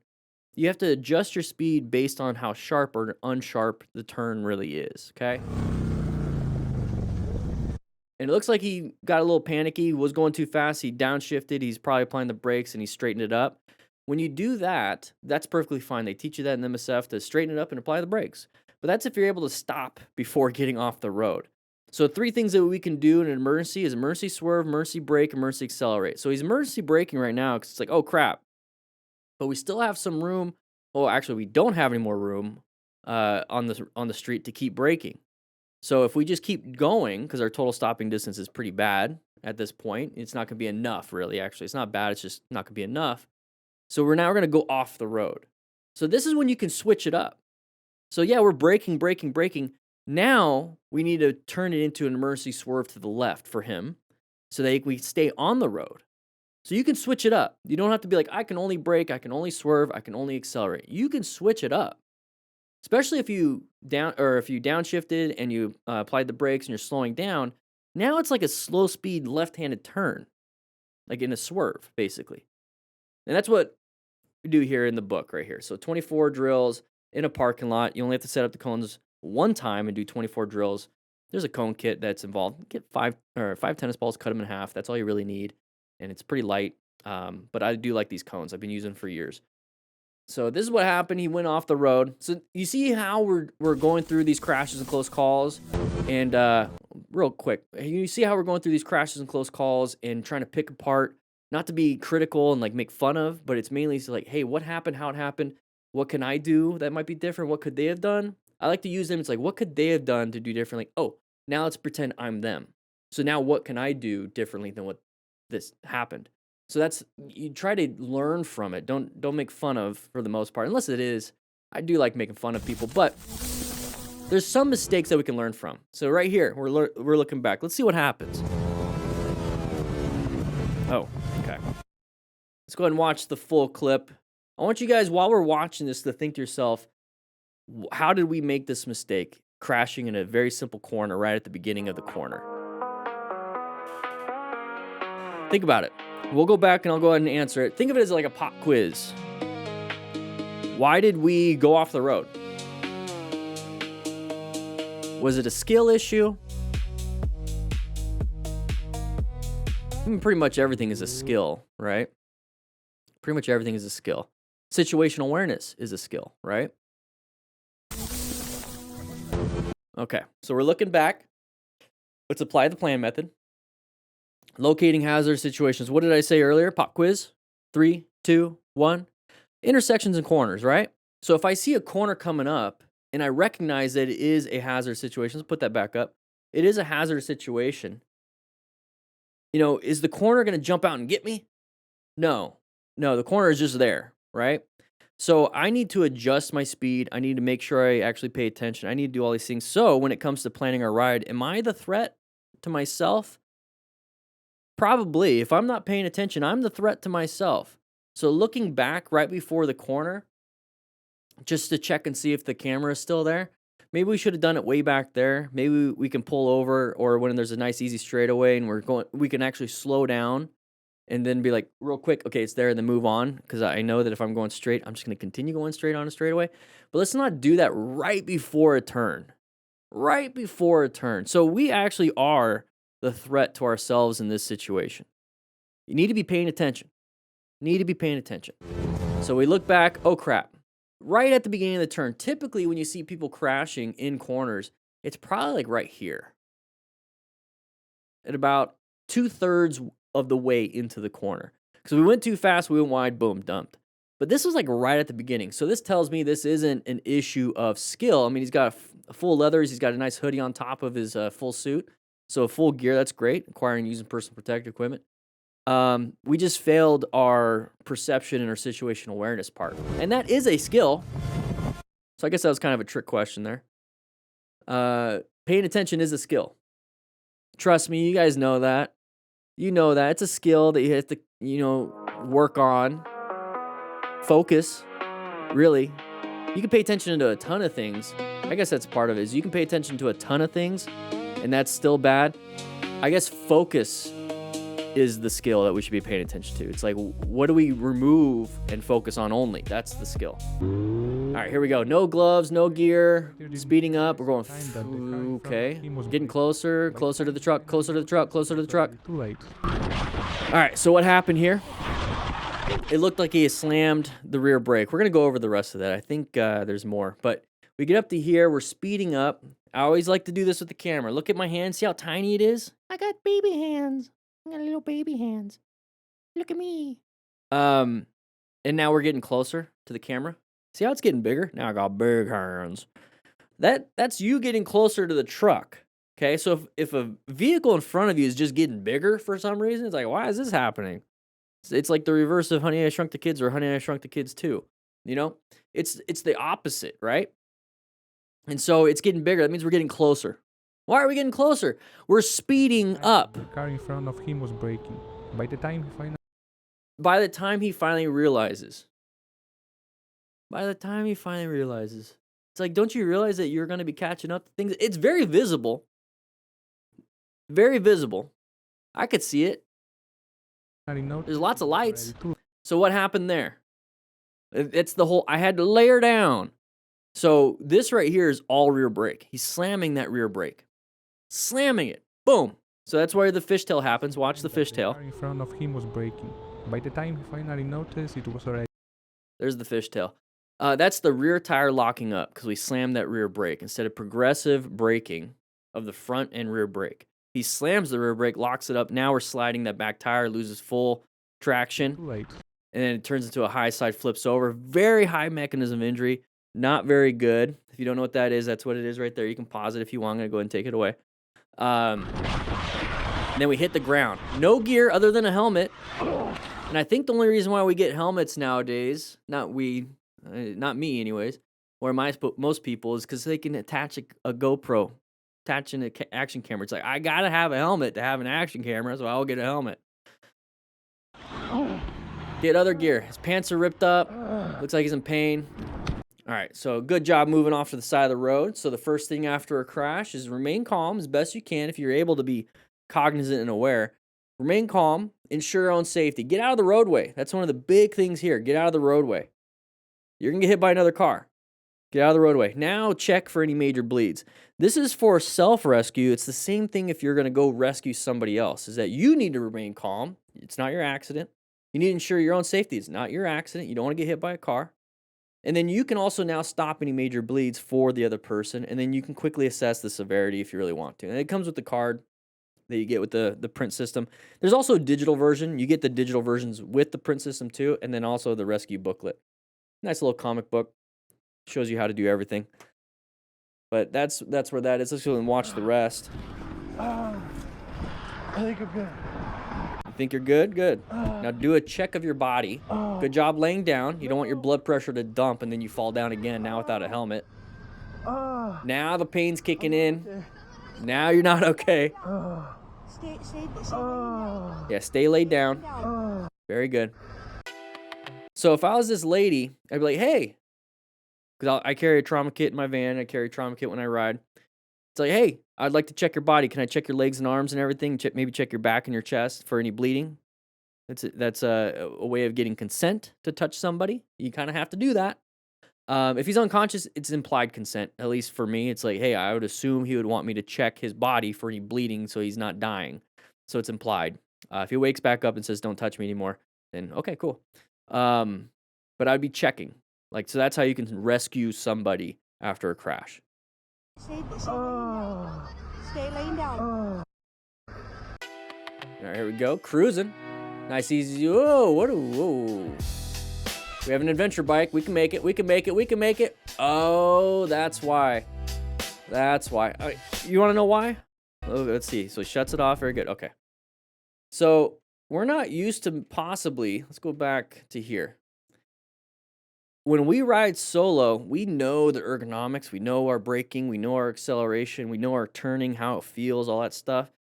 It's easy, right? Once you get used to it. And then now you throw a passenger on, let's just say 120 pounds. Let's just say 120 pounds. It could be much more or much less. It doesn't matter. 120 pounds. That changes your total stopping distance. That changes how quickly you can go into a turn and actually make the turn. It changes a lot. Anybody here with a truck, drive a truck, nothing in the back of the truck, in the back of the van or whatever it is, back of the truck, nothing's in there. You're normal. Now let's go ahead and throw in 1,000 pounds in the back of that truck, right? Or the back of your moving van before you load it, and then now you loaded it. It's a different feel in the turn. It's a different feel braking. It's a different feel accelerating. It's the same thing with the motorcycle with a passenger. So when I see somebody do something like this, it tells me that this person might not be used to, is this the start of it? Might not be used to having a passenger. And once you get used to having a passenger, then it's back to oh, I know how to do it. and it's just easier driving or riding solo. Same thing with the truck. You're used to it, used to towing, used to doing this stuff. It's like, not a big deal. This right here, though, it really shows me it's like, hey, we took this corner way too quick. We're not used to it. This is an easy corner. Maybe I can do this at this speed by myself, and now I'm trying it with the passenger, but it changes the ergonomics. That's really one of the big problems when it comes to passenger riding. And the scary thing is that when we're doing this with a passenger, now you're responsible for their safety. It really kind of emphasizes how careful you should be the first couple times with a passenger, and also emphasizes, I should probably train a little bit more with a passenger before really doing some crazy stuff, right? And I still wouldn't do crazy stuff with a passenger just because the whole point of riding with a passenger, for me anyways, is not, hey, let's do some crazy stuff, I want to impress you. It's all, hey, let's just have a nice chill ride. Just a nice chill ride, do something, it's like playing mini golf together. It's not really, I guess if you want to do competition and try to beat your first date, that's cool. But, I'm never gonna let somebody win. But I'm not gonna be like in their face, I beat you. Same thing with riding. It's like, let's just chill. Oh, I didn't see that. Look at her smack.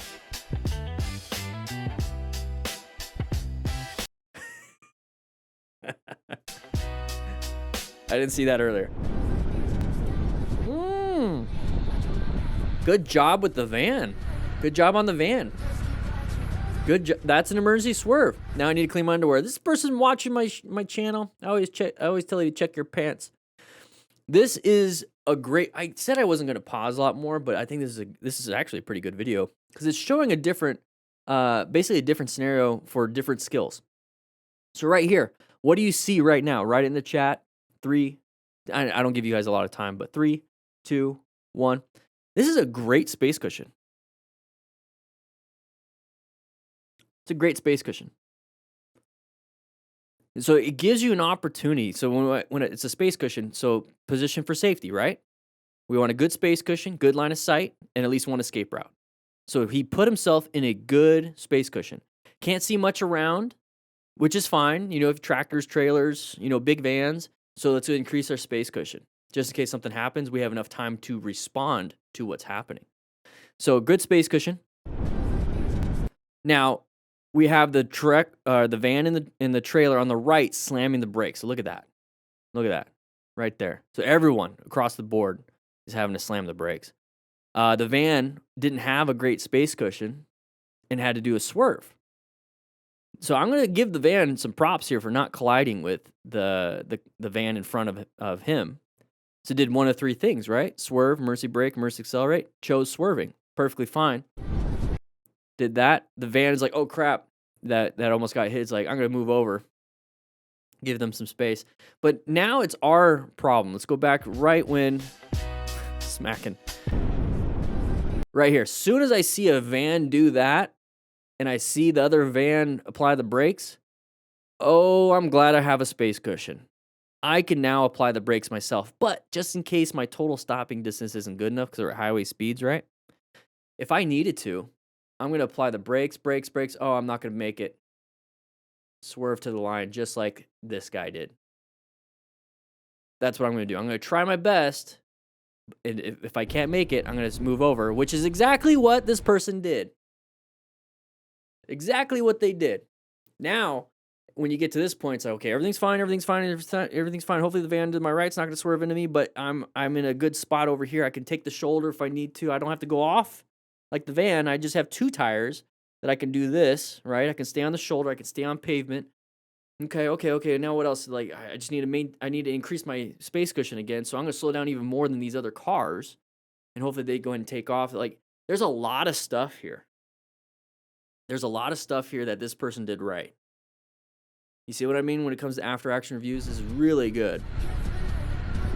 And if you want to be a courteous rider, specifically rider, if this van in front of you, or I guess it's not really a van, but if this vehicle in front of you doesn't let the van back in, let the van back in yourself.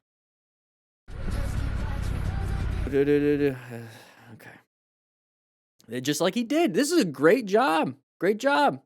And on top of it, full gear. That's going to be a pain in the butt to change that out and wash that all the poop out. All right, here we go. This is Going through the mountains, reminder of having some how fun. We're going 80 kilometers an In this hour. case, the rider That's walked away roughly completely 50 unharmed. miles per hour. Oh, he's adjusting the helmet mid-turn. Oh, what did we hit?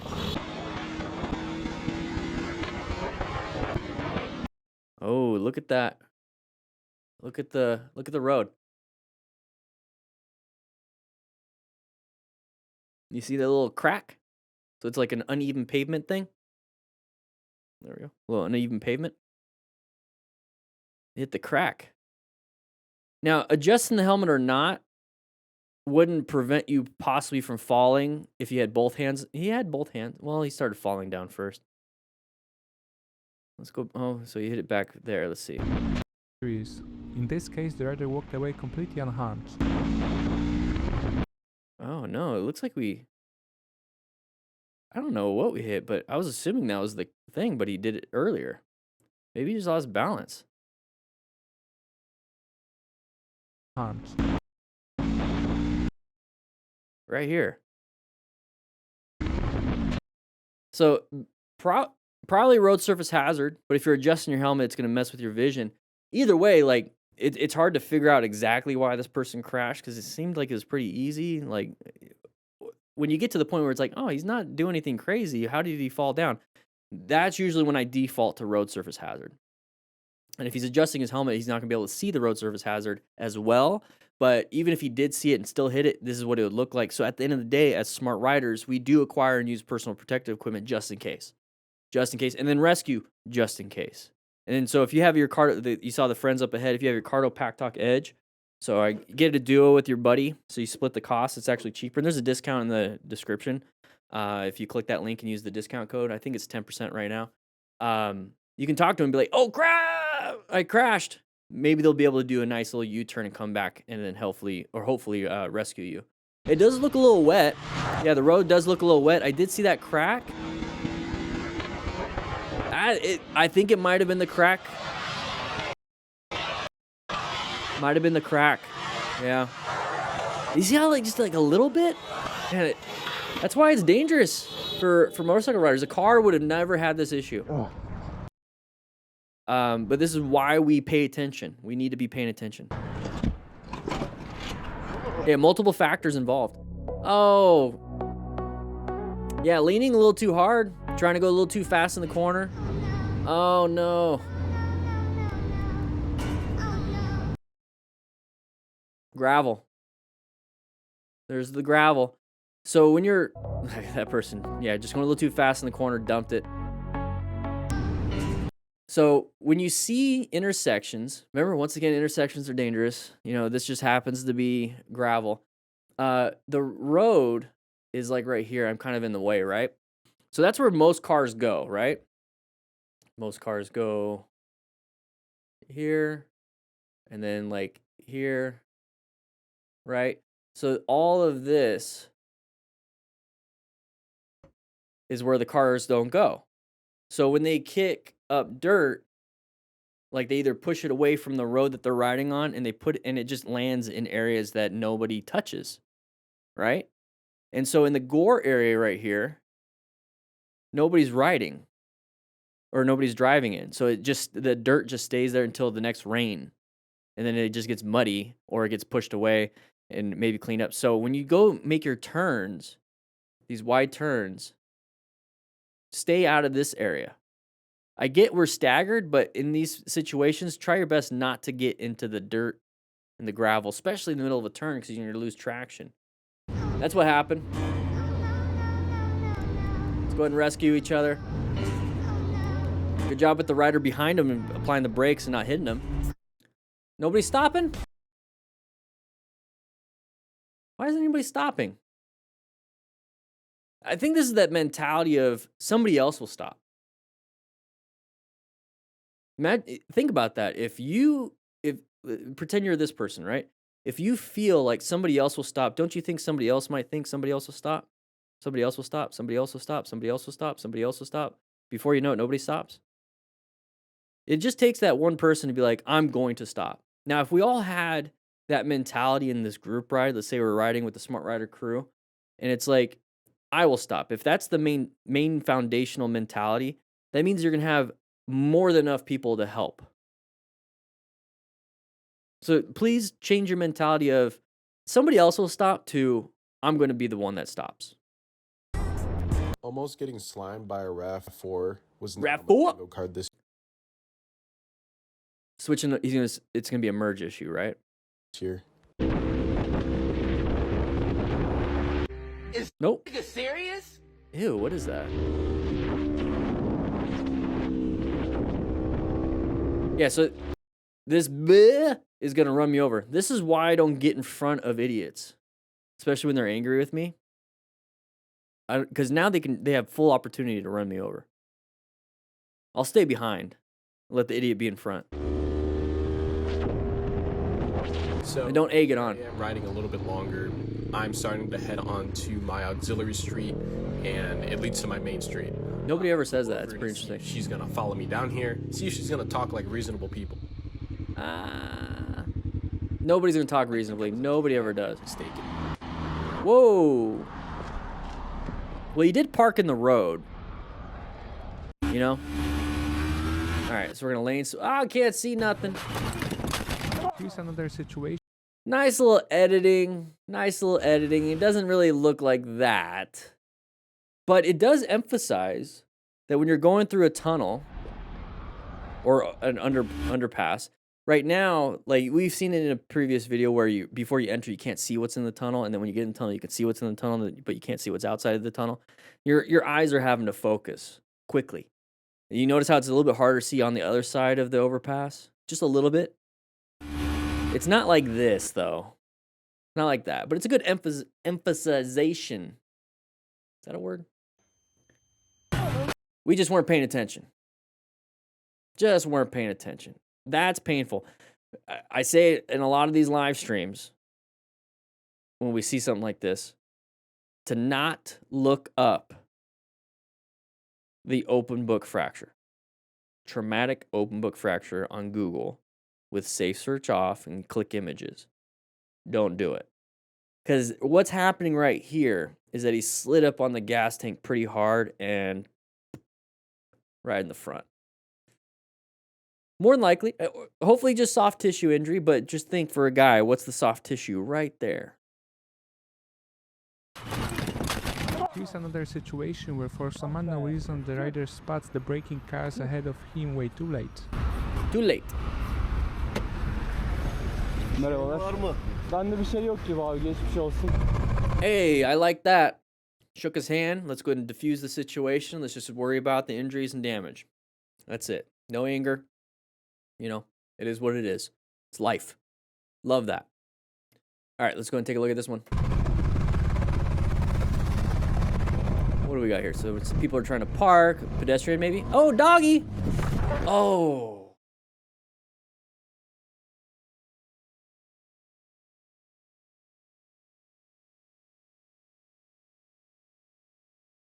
Usually they blur that out. Usually I gotta go back. We're doing an after action.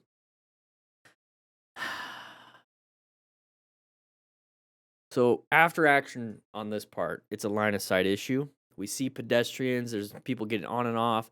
It's taken nice and easy around these things. If you've seen me long enough, I do the whole haunted house analogy. Oh, what's around the corner? What's around? Okay, now it's clear. Go. Okay, same thing.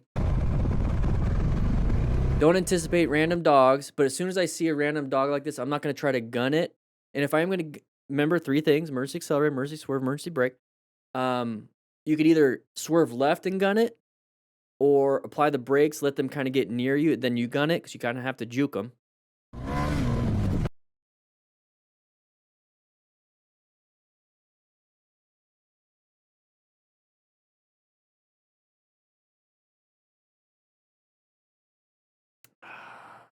This video is demonetized.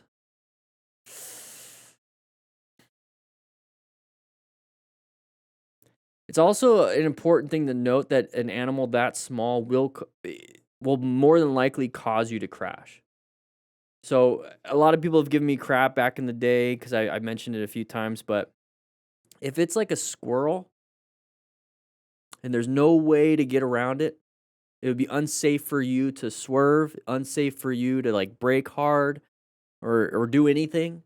And the only thing left for you to do is to run over a squirrel or like a small, like an animal that small, like a prairie dog, you know, a ground squirrel, a gopher. Just run it over. Because something that small is the tiniest of speed bumps and you're able to get up and over it. But an animal this size, it's just going to knock you down. It's just going to knock you down. And so you do want to try to swerve. Okay, it's running off. That's good. It ran off. Doesn't change the fact that it probably has broken ribs. So, damn, that sucked. Hey, we're doing slow speed maneuvers. Once again, it's part of the drills. We can do some drills here. Let's see what happens. I don't know if we're going to be successful. No. So you learn how to do that in the Smart Rider drills. It's part of the system, guys. 24 drills. I show you how to set it up. QR codes. And you get a digital version that gets on your phone so you can actually put it on your handlebars, use rock form, and do the whole drills. All right, here we go. What do we got? So it's a rear view. Well, 360.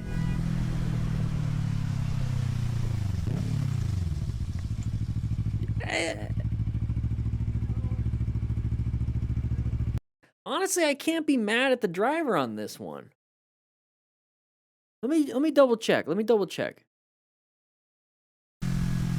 in the left lane.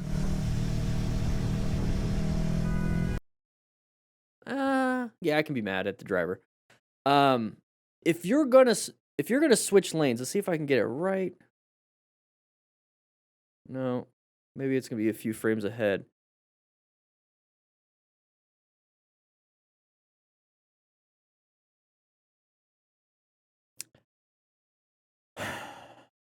I think both people are in the wrong.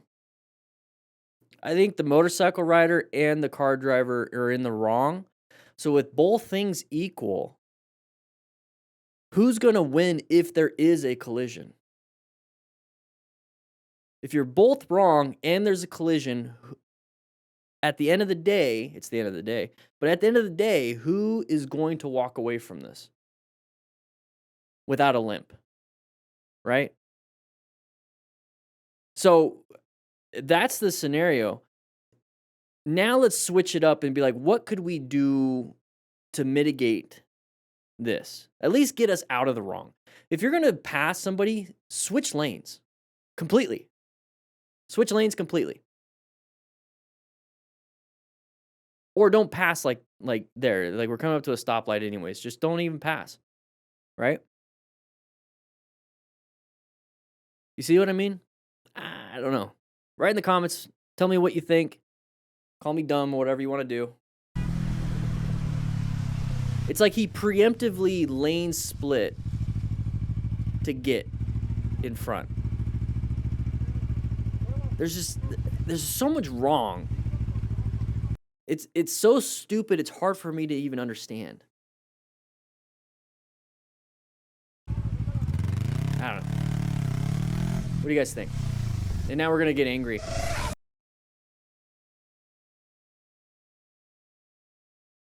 Oh, I needed to pop my back on that one. That's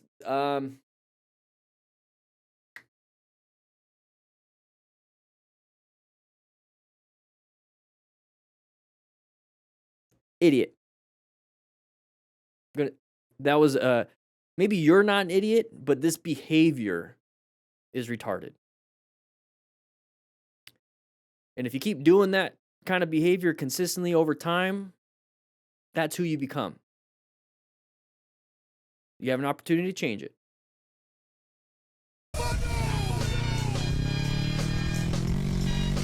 And they're so proud of it that they post it on the internet. All right, here we go. Everyone likes ducks. The driver making the Okay, stop sign coming up. Blind corner to the left. Hopefully nobody comes around that corner quick and hits us. Oh, I was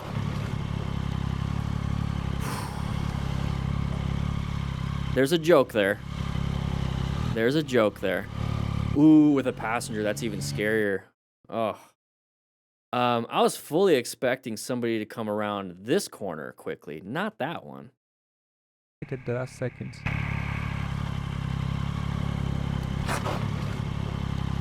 Saw it last second. There's an account. You never see the accountability. There's an account. You never see the accountability. There's an account. You never see the accountability.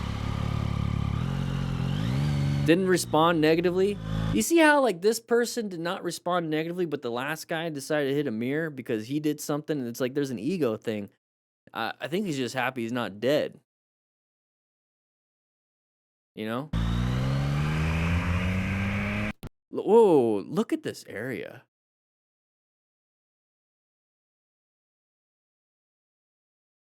Look at this. Look at this. It is beautiful.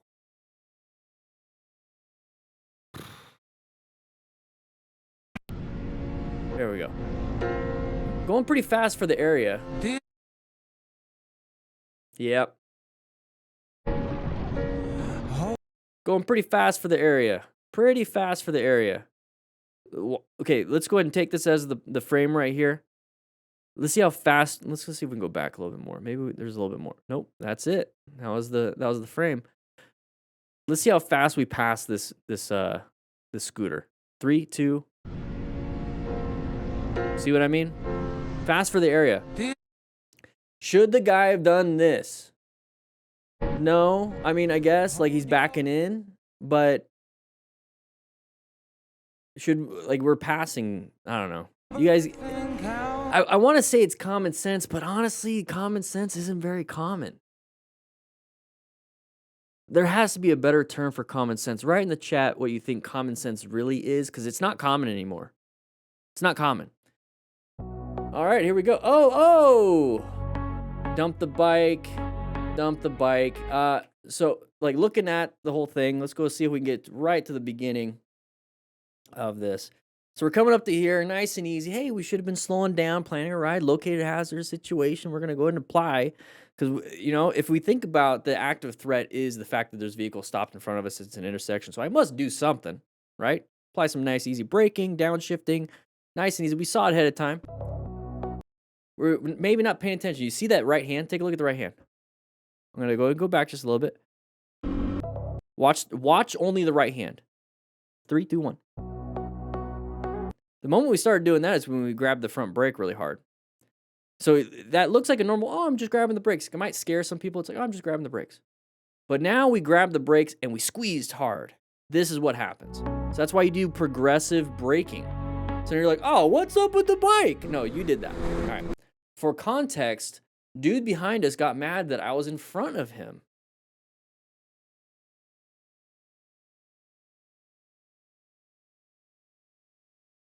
You sure about that? You sure about that? Okay. Maybe you were doing something. I don't know. I think we were doing some dumb stuff and antagonizing, getting close to the car, and he's just behind you. Get over yourself. All right, here we go. Whoa!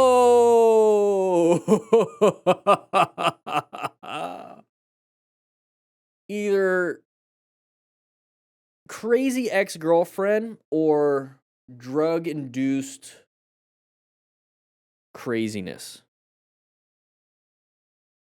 It looks the same. Says a lot. Here's some milk. Just get out, get away. Just get away. Just get away. It's all sad, the music. All right, here we go. Hey, didn't I just point this out? Those of you not watching, we pointed it out on the live stream because I cut that part out. But this looks a lot like, you know, Payson, Arizona. Write in the comments if you ever ridden to Payson, Arizona, Woods Canyon Lake on the 260. Looks an awful lot like it's not. Oh, time to rescue. Time to rescue. Good job. Remain calm. Sure on safety. Pull off on the side of the road. There you go. So real quick, when it comes to this, you're pulling up. You're like, hey, big, nice group ride. Lots of people, right? Oh, there's some stuff on the road. The moment you see this, okay, let's get around the road surface hazards. Now we have to go through the checklist of this stuff. So it's, once again, it's part of the system. You get a little card, and you also get a phone-friendly version. So if you should know at least remain calm, sure on safety, right? That should be pretty easy. Stop major bleeds, get a little stop the bleed class to get a little bit more understanding. But if anything, I want you guys to know when it comes to seeing something like this is remain calm and ensure your own safety first. If anything, that's one of the most important things ever. So right now, remain calm. Let's go ahead and do some good evasive maneuvers to get around the road surface debris. Then now let's go ahead and ensure on safety, pull off on the side of the road. Now, one thing you can do, and it's not going to be shown here because we just saw the ending of it. So he's doing the remain calm, very good. Remaining calm for everyone else, very good. Ensure on safety. Now, one thing I would add to this is that if you have the medical training, so you can stop major bleeds, I want you to go to the patient. If you don't have that training, go take a stop the bleed class. Highly recommend it. I do have a video on it on motorcycle training concepts on how to stop major bleeds. It doesn't replace taking an actual stop the bleed class because you get your hands on things. But if you don't have any of that training, one thing you can do is instead of going to the patient, so if you do have the training, go to the patient. I say patient, but go to the rider. Go to the rider, help out. That's where your expertise is. If you don't have that training, go around the mountain and try and get on the side of the road that, go across the road in this situation, get on the other side and try to do this. Just do this. Go around the corner. Let's say you're over here now, right? And do this. It's going to make people think like, oh, what the heck is going on? And they might switch lanes or at least slow down a little bit, but you're grabbing their attention. You're grabbing their attention because they're like in La La Land, right? They're like, ooh, what's going on, right? Right? And they're like, this is a beautiful view. And then all of a sudden they see a weird person on the side of the road doing this. Right? And they're like, grabs their attention, snaps them back into reality. And they're like, hey, I'm going to probably maybe switch over or slow down a little bit. And then when they get a little bit further, like, oh, that's why he was doing that. And then they actually miss these people. So like if they weren't paying attention, they're just going around the corner, boom, it hits one of your buddies trying to help or hits the person on the ground. Right?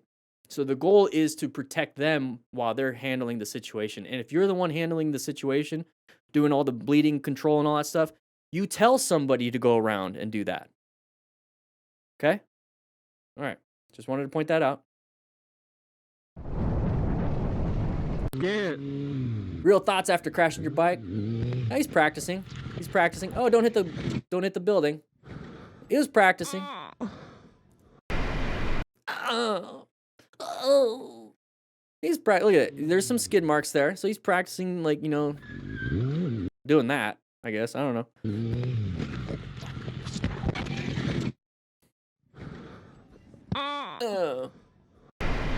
Here we go. Elwood. Cruising. Side of the vehicle right there. They came out. Slowed it down. Perfectly handled. So if you see the side of the vehicle ahead of time, you see the headlights and the rear tail light, the running lights. If you see that, it's hard to do it at night. That's what you have to look out for. It's a possibility they're going to pull out. So go ahead and approach it cautiously. And so if they do pull out, you just apply the brakes like this guy did. That helps if you don't speed. He's wearing full gear. Love it. Oh, here we go. Having some fun. High risk. I treat this kind of like stunting. It's high risk, high skill. So you minimize your risk by doing what's, you're good at. And then we have people do this. Broken collarbones is very easy in these situations. Getting the wind knocked out of you, your diaphragm spazzing. Maybe a little poo-poo in the pantalones. All right, open lane pattern right here. Let's see what happens. I have a feeling. So when I see this, I'm like, this person's going to come out in front of me. Why? Because they don't want to be stuck behind that person. They're going slower, so he's already applying the brakes. So maybe he wants to get over here because it's nice and open. So I'm going to stay staggered just like this car and me with the camera. So that's what I'm thinking. If they never switch over, hey, good job. That's great. That's fine. But they might. And that gives me a little bit of a caution. That's me locating this hazardous situation. It could be a relevant threat, but the moment it becomes an active threat, I have a shoulder to the right. I can apply the brakes, right? There's a few things we can do. Let's take a look.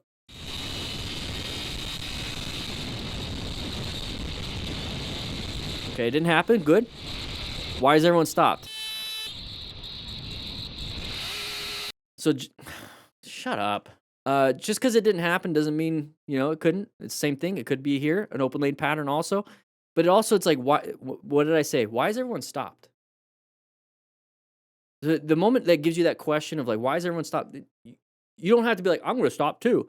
No, you could just be like, I'm gonna be cautious. And that's why. You know what, the rev bomb. Just move on. Don't recommend following, because then that was an open lane pattern, people switching over, everyone's switching over. I don't recommend following like that. Yeah, it was an open lane pattern. Here we go. We have a person on the side of the road. Are they gonna run out in front of you? Don't do it. Don't do it. All right, so here we go. Empty addiction. Whoa! That's why I like middle. So he's in the middle. Sees somebody coming around. Switches over to the right. You see that little pivot? That right there is the position for safety part of plan. Saw an active threat, move to a new position for safety. You do it naturally and instinctually, but I want you to be cognizant of aware of it, okay? So good job, and he made it through the corner. Very good. Hey, did a quick emergency swerve. You see that? That was good. Oh, that person's going faster than the flow of traffic. Somebody switches over. You switch back. It's like two positive magnets or two negative magnets. So like two positives. You just try to stay away. Just try to stay away. Handled it. That's fine. It is what it is. All right, here we go. Oh, yeah. You see a side of the vehicle, kind of random. And then we got cards popping up. So that person did a dumb thing, but we handled it pretty well. Not a big deal. Nice little double horns. Those things fly off when you crash. But with that said, hope you guys ride safe, be safe. Make sure you check out the live stream. Links in the description for everything. Grab a slice of pizza, and I'll see you on the next video. Now, we probably shouldn't be riding a dirt bike. This might not be that, but also the guy should not be doing that. Just take it out to the road. E-bikes are kind of bad enough. I ride my e-bike on bike paths. We have a great bike path in Tucson. It's called the Loop. It goes all over town. It's a fun path. But anyways, we're moving on.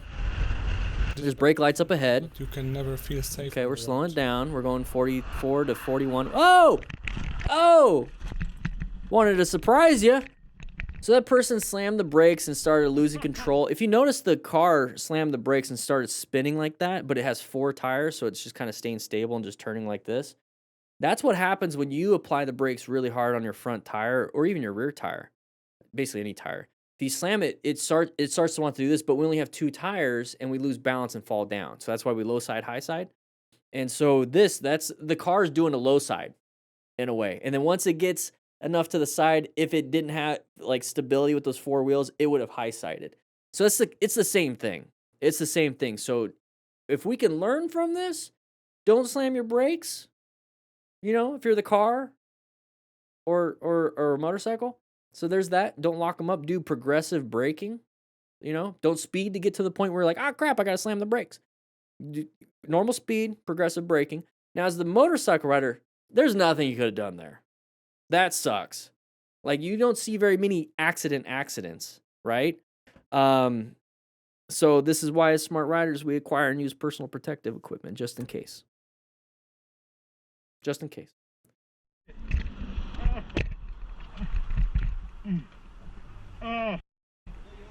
Sounds like he's in pain. My leg is caught. Oh. So leg is caught. Gives you a good idea. This is why I wear at least above ankle motorcycle boots. At least.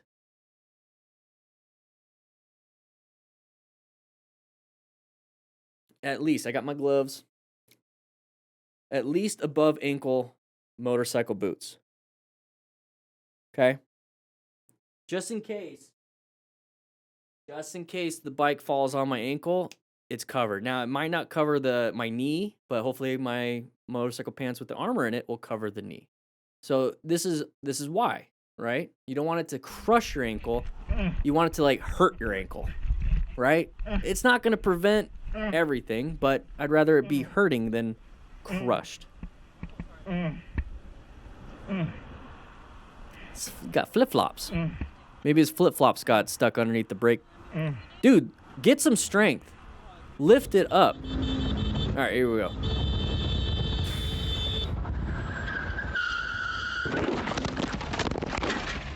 Three things we can do in an emergency situation. Honking the horn and rev bombing is not one of them. This just shows it, right? Good braking and not speeding is the thing we want to do. Good braking, I guess not speeding is not an emergency thing, but good emergency braking, good swerving, good emergency acceleration. It all depends on the situation. When we're lane splitting like this, we can't swerve left, can't swerve right, we're going to hit a car. We have to be good at our braking. What's going to improve your braking and your total stopping distance? What's going to improve your total stopping distance? Not speeding. So doing all of this, not this, and driving fast. Now there's a small gap for that car to get into. That's why I always watch out for little gaps when I'm lane filtering. But still, this person didn't do a good job braking. It's almost like a cartoon. Slow it down. Get good with your braking. I don't know what he's saying. It sounds German. It could be the nicest thing ever, but whenever I hear a German speak, it's like, why are you yelling? Nice little roundabout. Oh. A little roundabout crash. Hit the crack. Maybe there's some debris there. We can't tell because YouTube compression and whatnot, but we lost traction. Once again, why we wear gear, just in case. And if you're wondering like what to start off with, you know, the Smart Rider Motorcycle Training System, free shipping for the printed and for the cone kit, and you get a digital version. But inside of Riding Smart, this book, I show you the minimum gear to start riding in your neighborhood, because a lot of this is in the neighborhood, so you can learn how to do U-turns, figure eights, all the stuff I'm talking about. And there is a section here with a QR code. Each chapter has one, but it talks about the motorcycle gear, head to toe, what to get, how to get it, all that stuff. Check it out, so we can prevent some of these things. At least you have the knowledge. Oh Gott, ich hoffe, dass es wirklich nichts Schlimmes passiert ist da jetzt gerade. Stop yelling at your bike. Mein erster Unfall. Oh God. He rescued himself, pulled over, checked his bike, you know, make sure it's rideable to get home. Und ich hoffe, der Motor Touches the exhaust with his bare hands. Anyways, moving on. Person gonna come out in your lane? No? Okay, that's pretty close. I don't like it. I don't like that position. So he switched over. He did an open lane pattern. This person's gonna do an open lane pattern too. Hey, no. Did he wave at that? Okay, shut up. Okay. This is an open lane pattern from from us, in our point of view, and then it's also the same thing as an open lane pattern from the vehicle in front of us. What's basically happening is we're wanting to get into the open lane. Okay? So does that guy. He wants to get in the open lane. We cut off this other driver. Just enough for the driver to react aggressively. Maybe not. He did a head check, maybe not. So he switches over. So did this guy at the same time. He's got his blinker, and he's barely on the line. We both want to get into that open lane. Recognizes immediately, hey, the motorcycle rider's in that open lane, switches back into his lane, stays there, saw him. So we get pissed off, we, motorcycle riders, get pissed off when somebody doesn't see us. He saw him. And then switches back. Why get angry? You should be happy. Oh, okay. Oh, I didn't hear that I was talking. He said, you're okay, calm down. Okay. All right. He's not pissed off. The rider's not pissed off. He did the right thing. Okay, cool. All right, take it back. I take it back. Good job, Josh. Good job. It's okay. I used my signal. Yeah, so did he. It was just a mistake. Everyone's good. You're the reason. You're going to cause yourself to get in trouble. That was a badass move you made over there, cutting over a Let's see how the rider handles this. Because right now this guy is not emotionally regulating pretty well. You can see the reflection though. It's a sweet looking bike, right? I signaled. You didn't do it. You need to be careful on that thing. I used hand signals. Scraped off the freaking pavement. Sir, I used hand signals. No, you cut over. You bolted in between. There was no clear shirted distance between that. So let's see what the rider does. Already it's kind of an argument. Here's what I would do.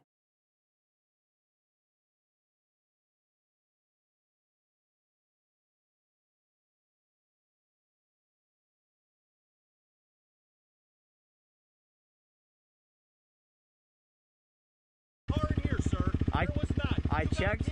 Let's pull the plug. Let's pull the chip and let's look at it. Go for it. You see yourself on YouTube later. Bye.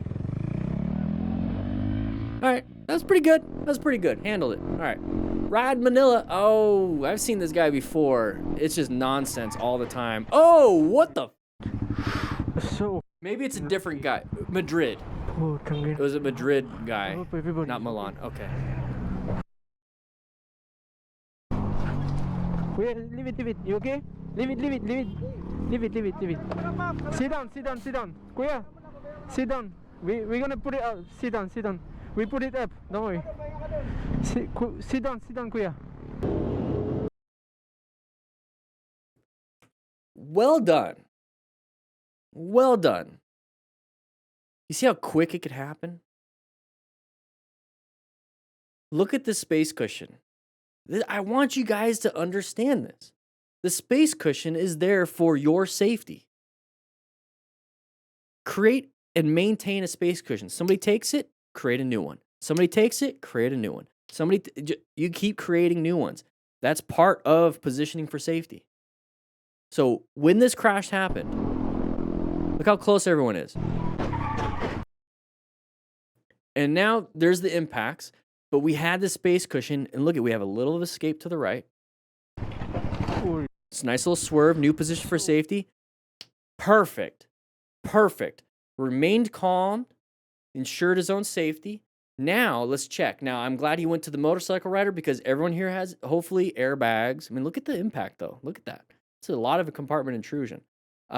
Impact, crumple zones, seat belts, all these things, roll cages. The vehicles have protection for the most part. You can still get messed up. Pretty bad. I've been there. I had a girl with her knees up in the front seat. She didn't have her seatbelt on or something, and she went forward with her knee like that, and she hit where the airbag is, and right here is where it split, and half her femur went this way, and the other half stayed. So you ever seen bone marrow for like when people cook and they cut the bone in half, and there's like the nice little gooey bone marrow? I heard it's good. I don't know. It looks kind of gross. Anyways, it did that, and I could see the piece sticking out, and I could see the bone marrow. It was red. It's not cooked. It was nice and red. So I've seen that. That's not even the worst, but that's pretty gross. But the motorcycle rider, no protection. No protection. So he's remaining calm. Very good.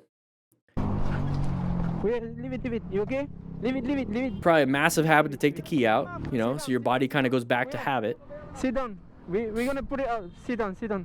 We put it up. Don't worry. Very good. Now check everyone else. Yeah. All right, here we go. That's a Cardo Pack Talk Bold. Back in the day, they don't make those anymore. They replace them with the edges. Great system. Panic and very easy to lead to an accident. I highly recommend putting with a 3/4 helmet. Put it down when you're riding. So he just passed somebody, did an open lane pattern. We're just gonna look at your face though, I guess. Are we gonna fall or? Oh, you got a B? Hey, another reason to put your face shield down. You got a nice B. Okay, relax. You're gonna get stung. It is what it is. Deal with the pain. Yeah, B in the helmet.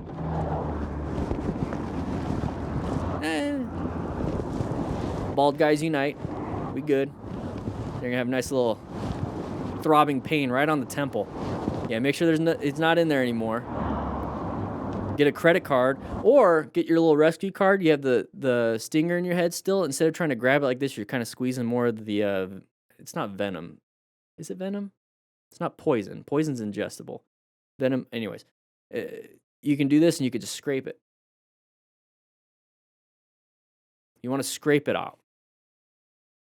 You got a little rescue card if you buy the system.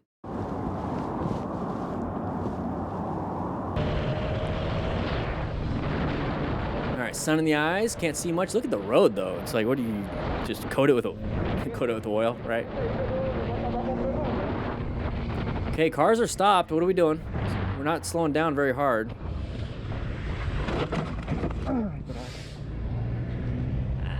I want to give him the benefit of the doubt. Couldn't see because of the sun, but I just think he wasn't paying attention, didn't want to slow down. Look at the bald tires on that. So maybe it's just, maybe you just couldn't stop very well.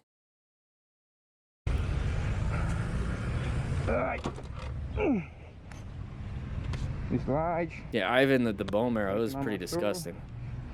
Alright, check your mirrors. Yeah, they're just flipped up like that. Acho que não. Now ask her for her number.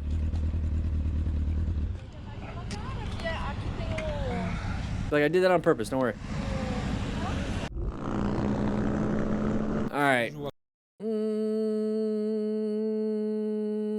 Somebody's gonna crash. When riding in a group, a moment of distraction of one of the bikers is enough to endanger the others. Yeah, because it's a crazy mob ride. Where are you gonna escape? Everyone's just gonna go their own separate ways. Oh, my Lanta.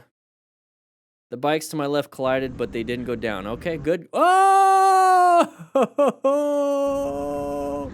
Yoink. Oh, whoa. Okay, we'll watch.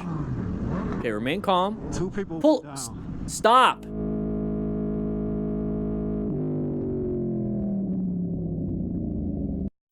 That was close.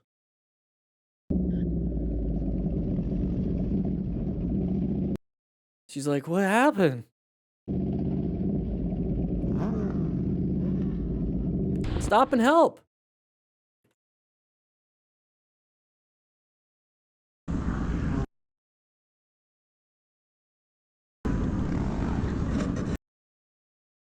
That's what I wanted to see. Look at the shoulder. Look at the shoulder.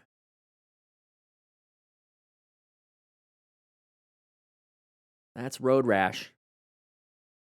It looks like a I was gonna say it looks like a tattoo. It's not a tattoo. That's a transfer of dirt and asphalt onto the skin. That like the black part on her shoulder.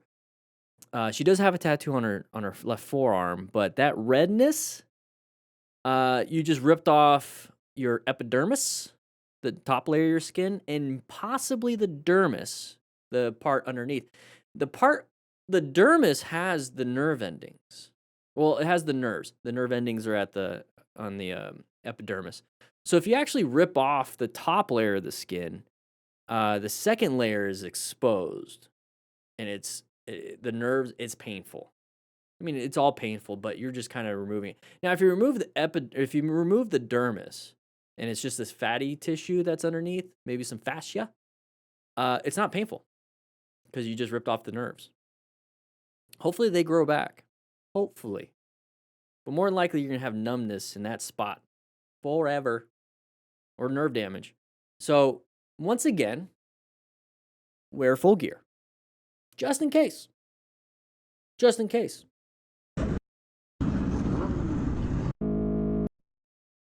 Well.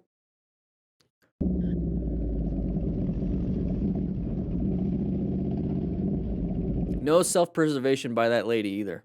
She just sits there. At least this guy gets up. Just chilling. Oh, big sharp turn. It's a nice easy turn. Oh, side of the vehicle. Swerve. Good job. He was going 80 kilometers an hour, so about 50. That's not that bad. I'm assuming kilometers. It kind of looks like miles per hour, doesn't it? That kind of looks like miles per hour. So it looks like it's 70 miles per hour. That does look like miles per hour. I can't tell. That looks like America. That's probably 80 miles per hour. We're going a little too fast there. If it was 50, it probably wouldn't. But he did a good swerve. I'll give him that. Great swerve. A little mix. Yeah, that's America. A little mix of braking and then swerving. Okay, good job. Slow it down. Because it's recommended 20 coming up. Means it's going to be a little bit sharper. Slow speed maneuvers, guys. Practice them. Part of the Smart Rider motorcycle training system. Once again, the print and the cone kit, the complete kit is free shipping. Free shipping in the United States. Nice, easy, slow speed. Drag the rear brake. Why do we have tile? Ouch. A little slippery and a little bit too much breakage. There you go. Go ahead and lift it up. Nope. Okay, you're gonna have to get some strength here. And destroy my back. Yeah, because you should have lifted up the other way. or just, you know, tighten the core. All right, side of the vehicle right there. Okay, move on. Handled it. Merge area, watch out for everybody wanting to come in your lane. You're in the blind spot. Should they have seen you? Yeah, but like, it's a merge area. You know that this is a possibility. So let's just kind of move over, give some space. Not a big deal. What are you doing up there? Went up, coming up this way, right? Going that way. Boop, missed the turn. We all did a U-turn. Now we're after the U-turn to see what's up. It's kind of like one of those like downhill, like emergency truck things where it's all the sand. He just did that there on the side of the hill. Beautiful area to ride. Hey, it's Cool Breeze Rider. So this is California. Yeah, I lost traction. Oh, new tires, right? Oh, that's gonna be a pain to get over. Rode it all the way up. Yeah, just ride it. I would try to make it over there, not over the ditch. That's gonna be a pain. You're gonna need a lot of strength for that. All right, here we go. Coming up, intersection coming up. You see the lights. Why is there a biker on the side? Oh, that's not a biker, that's a cop.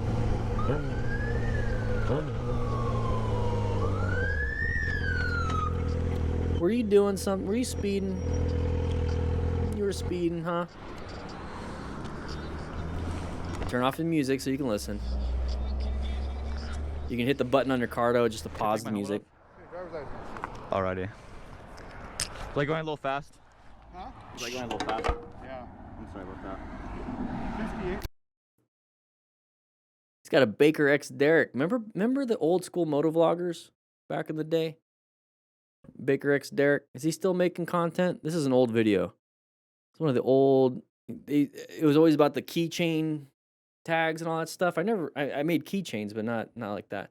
Anyways, talk to the cops nicely. Make sure you practice your skills. Don't have road rage. Grab a slice of pizza, and I'll see you guys on the next video. Today, we're gonna be going over crashes and close calls with motorcycles. So if you're a brand new rider, pay attention. We're gonna go over what went right and what went wrong, and we're gonna see what we can do better. We're gonna be using the plan method. So let's take a look. The plan method is part of the Smart Rider motorcycle training system. Grab it if you want it. There's a digital and physical version, and links in the description for any discount codes for Cardo and Rockform. Oh, foot. Okay, so what happened here? Part of plan is locating hazard situations, and a hazard situation is an intersection and corner, and we're gonna go over some patterns here. So you see this person already wanting to switch over? That's an open lane pattern. They want to switch over. Hopefully we could see some videos of that. Let's see. Yeah, so you see how he's switching over? But right here, he's gonna want to go straight, and we're gonna want to make a left-handed turn. Okay, so if you wanted to make a left-handed turn and somebody's right next to you, let them know. At least have your blinker on. So it's a pretty scary situation, but this is why as smart riders, we acquire and use personal protective equipment just in case. I'm glad everyone kept it up, but you see how his ankle's flipping and flopping? Keep your feet on the pegs. So once you put your foot down, it yanks it back, and that's an easy ankle sprain. Just keep your feet up. It's a hard thing to think about in the moment, but you could do it. And he's gonna double check, make sure everybody's okay. We're good. No reason to get mad. You know, it is what it is. All right, moving on. Some other stuff, you know, bangers. Coming up to an intersection. He's got a passenger. Passenger's recording. You see the hands? We in Texas?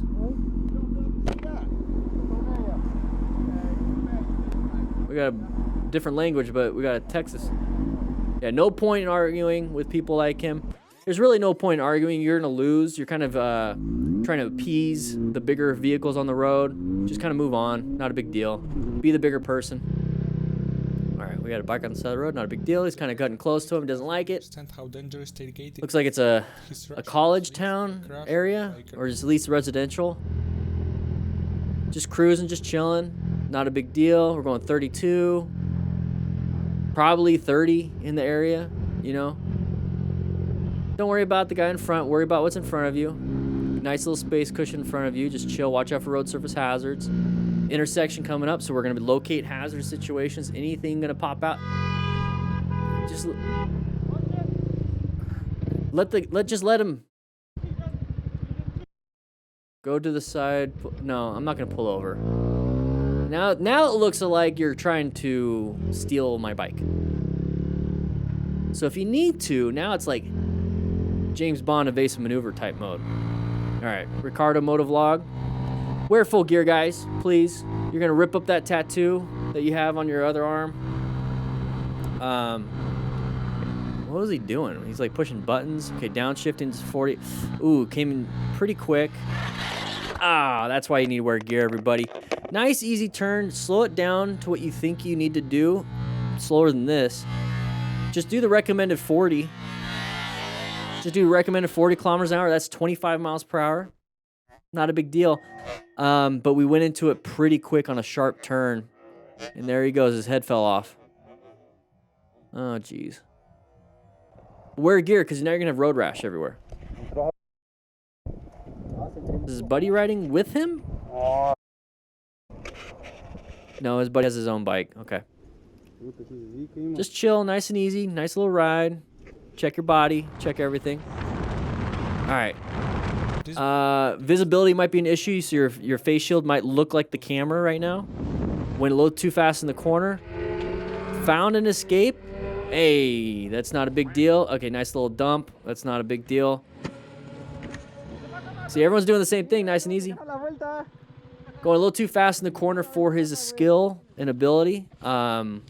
Nice, easy lesson versus like hitting the guardrail. So let's go ahead and slow it down. Oh, switching over to you. Perfect example of the open lane pattern. Our lane is moving faster. It's the fast lane, passing lane, whatever you want to call it. This blue car does not want to be behind that big white van. So remember, 3 things we can do: mercy swerve, mercy brake, and mercy accelerate in an emergency situation. Honking the horn, rev bombing, especially at these speeds, they're not going to hear it. And then also, if you're doing it at slower speed, you're like, I want them to hear it. Now you're hoping they're going to hear it so that they will do something different than what they're currently doing. It's too many things. So it's like, you're going to do what you're going to do. I'm going to do what I'm going to do. I'm going to get out of the way. I don't want to get hit. So right here, we could swerve left if we needed to and ride this nice tiny little shoulder. We could do it. We could ride the line. We can ride right here and accelerate. Or we can do a nice little like adjustment of the lane and accelerate. So that's what he did. He accelerated out of it. Nice little move over and accelerate. What are you doing? Not a big deal. Pay attention. We have a slight little turn. Maintain our speed. Move on to the next thing. Not a big deal. He handled it. But that's what it was. Just a quick little adjustment. So he assessed it was a relevant threat. It became an active threat when they came over to our lane. So we moved ourselves in a new position by moving the lane position and accelerating out. And now we have to locate more and assess more because there's new situations popping up at every moment. Is there a road surface hazard? Is there another car wanting to do this? Am I not paying attention and going to hit the guardrail because I'm looking back instead of looking forward? Focus. There's always going to be a new thing. Achievement unlocked back there. There's new achievements up here. Let's go and unlock those. Hopefully not have any opportunities to crash, but, you know, it is what it is.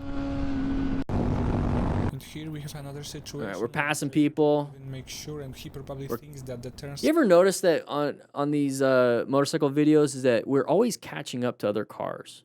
We're always approaching cars. Like, we're going faster. We're always going faster than the flow of traffic. It's never, I don't want to say never because it happens, but usually it's not, we're all kind of going the same speed and then something happens. It's typically we're catching up and passing vehicles and then something happens. That tells you one thing. We're speeding. We're going faster than the flow of traffic. Think about it. Signal is what gives him priority. Merge area. Let's go. Okay. Oh, open lane pattern once again. Move to a new position. My name is Jeff. My name is Jeff. Another open lane. See how we almost fell to the left? On the left side of the lane, we did a good job right here, right? Priority. Open lane pattern. That person does not want to be stuck behind that person. We're on the far left of this lane. They crossed the line. That immediately tells you what blinker or not. If their tires cross that little line right there, they're coming in my lane. So now I'm going to move to a new position for safety to the right as best I can. Right now we're in the middle. We're not on the far left. Did fine. Now we look back. The road is still curving to the right. So if we just go straight, we're going to go left in the road. Does that make sense? My name is Jeff. We finally look up. Okay, now we went left. So this is why paying attention is important, because you look back and you start shifting to the left. What if there's a car right there? You would have hit it. Or if you kept going left and this Jeep slammed the brakes, then you hit it. So look forward after you pass the problem.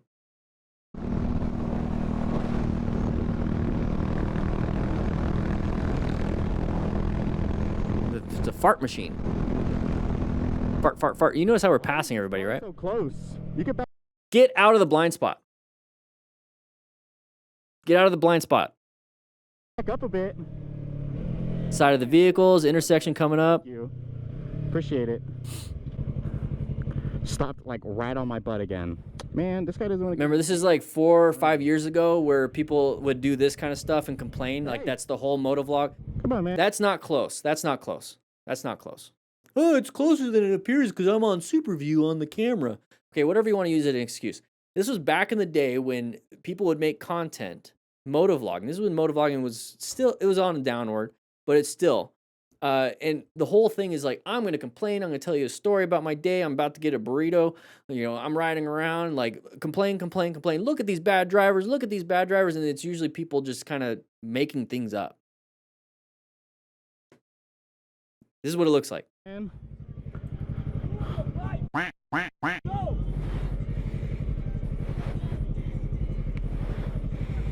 Crazy, man. Crazy. He's screaming at me because I told him to give me some space. I gotta get out of here. This guy's screaming at me. There's like a pack of PNGs to download. I actually do have like a folder. I tried it out. It was just too much editing, and we're in the blind spot still. So if you're dealing with all this stuff, just roll off the throttle. Okay, so now you're engine braking. This truck's gonna get ahead of you. Now move to the right lane, behind the truck.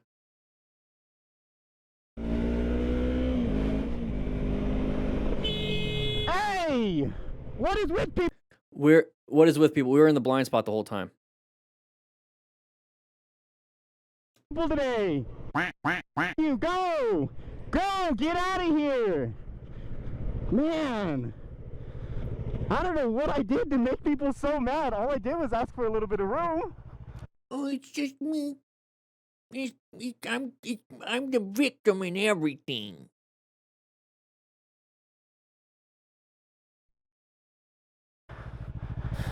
Oh, man, dude. I don't know what your deal was. I'm so glad we moved away from this kind of content. Unfortunately, treating public roads once with so much traffic, especially as a truck, usually in Especially as a truck. All right, so roundabouts are intersections. Let's not treat them like let's get our knee down, because then we do stuff like this, and we fall into... Okay, we didn't hit the curb. Very nice. Good. So we remain calm, sure on safety. Very nice. We didn't really even look back because there was a car. There's the car. I'm all holding my Zen. I got back on Zen. Been working really hard. I like the focus of it. I'm gonna quit again. I know. Anyways. Je pense pas qu'il y a de gros dégâts. C'est une glissette, c'est une glissette. Oui. I'm on a trike. Ça va, il est bien équipé. That looks like a fun trike. You don't see women in sundresses anymore. You just don't see that. Why not? Oh, on va désinfecter, je pense. Why not? Ouais. Anyways, moto mood. Somebody's gonna come out in front of you. Yeah. So don't stay side by side. Like, get out of the way or let them in. Oh, that's why. That's why.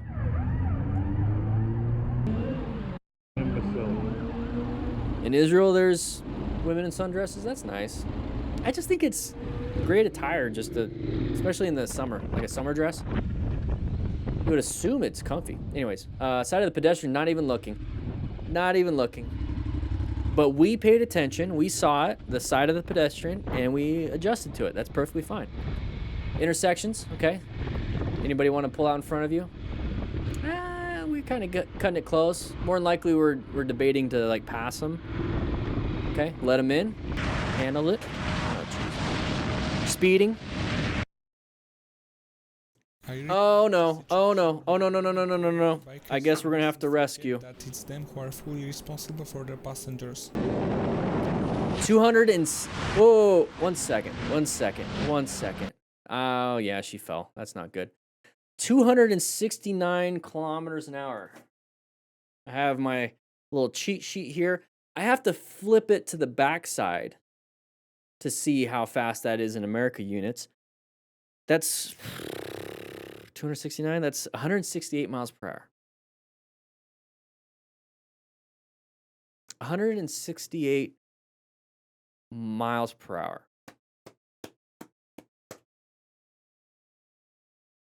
The bikers who mustn't forget We're going 240, that it's them who are fully responsible for their 250, 269, 273. Look at that.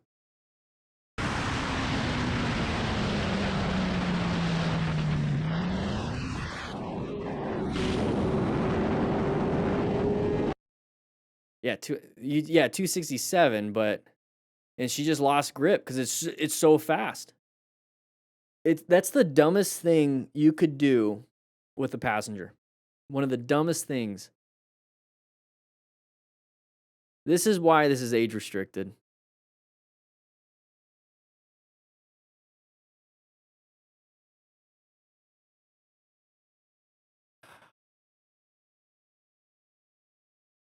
That's enough damage with road rash alone to completely alter her life. Completely alter her life. Just the road rash. Because it's not just the top layer of your skin. At this speed, instant second layer, instant subcutaneous fat, instant possible fascia and muscle. It's like boom, boom, at that speed. And now you have a distance with it. So when we talk about total stopping distance when it comes to braking, the braking distance part, it's rubber tires with road. So you are, taking, that's why your tires get bald, because there's the friction, but your tires are rotating, right? But it's still, and it takes a couple thousand miles for the tires to start getting bald, right? Just think, what was it, like at least 4 or 5 football fields of this woman sliding? That's what, let's say 5 football fields, that's 500 yards. 500 yards. We're talking a quarter mile at least of this person just sliding across the ground.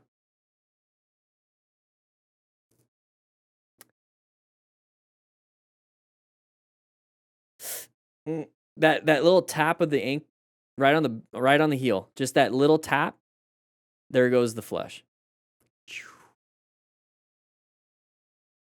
That part's gone. You see the pants all ripped up.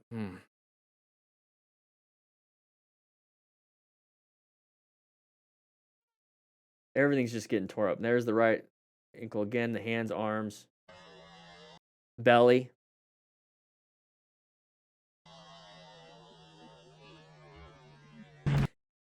Like on any part of the body, but like just this kind of probably will give you a nice little visceral reaction. But on the belly, just imagine if there's like a little rock sticking up out, like a little bit of aggregate of the asphalt sticking up right when her belly's sliding across it.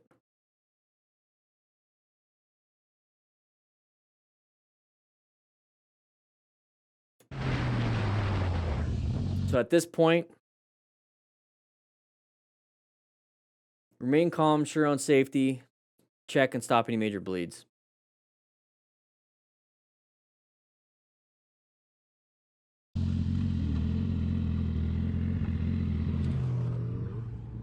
If I was her dad and that was her boyfriend,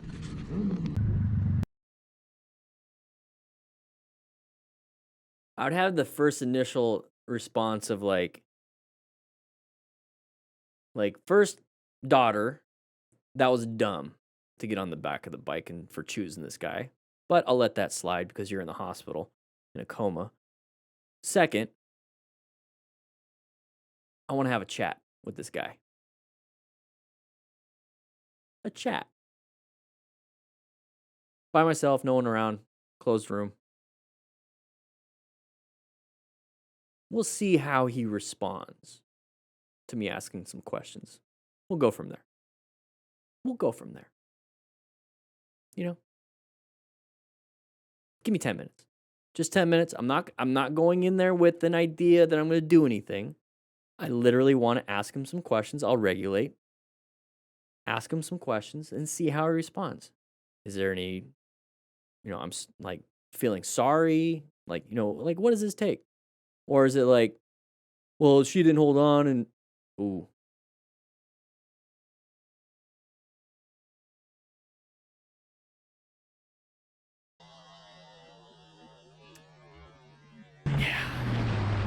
All right, here we go. Coming up to an intersection. It's green. We're going to go ahead and just open lane patterned it, move to the other lane, okay?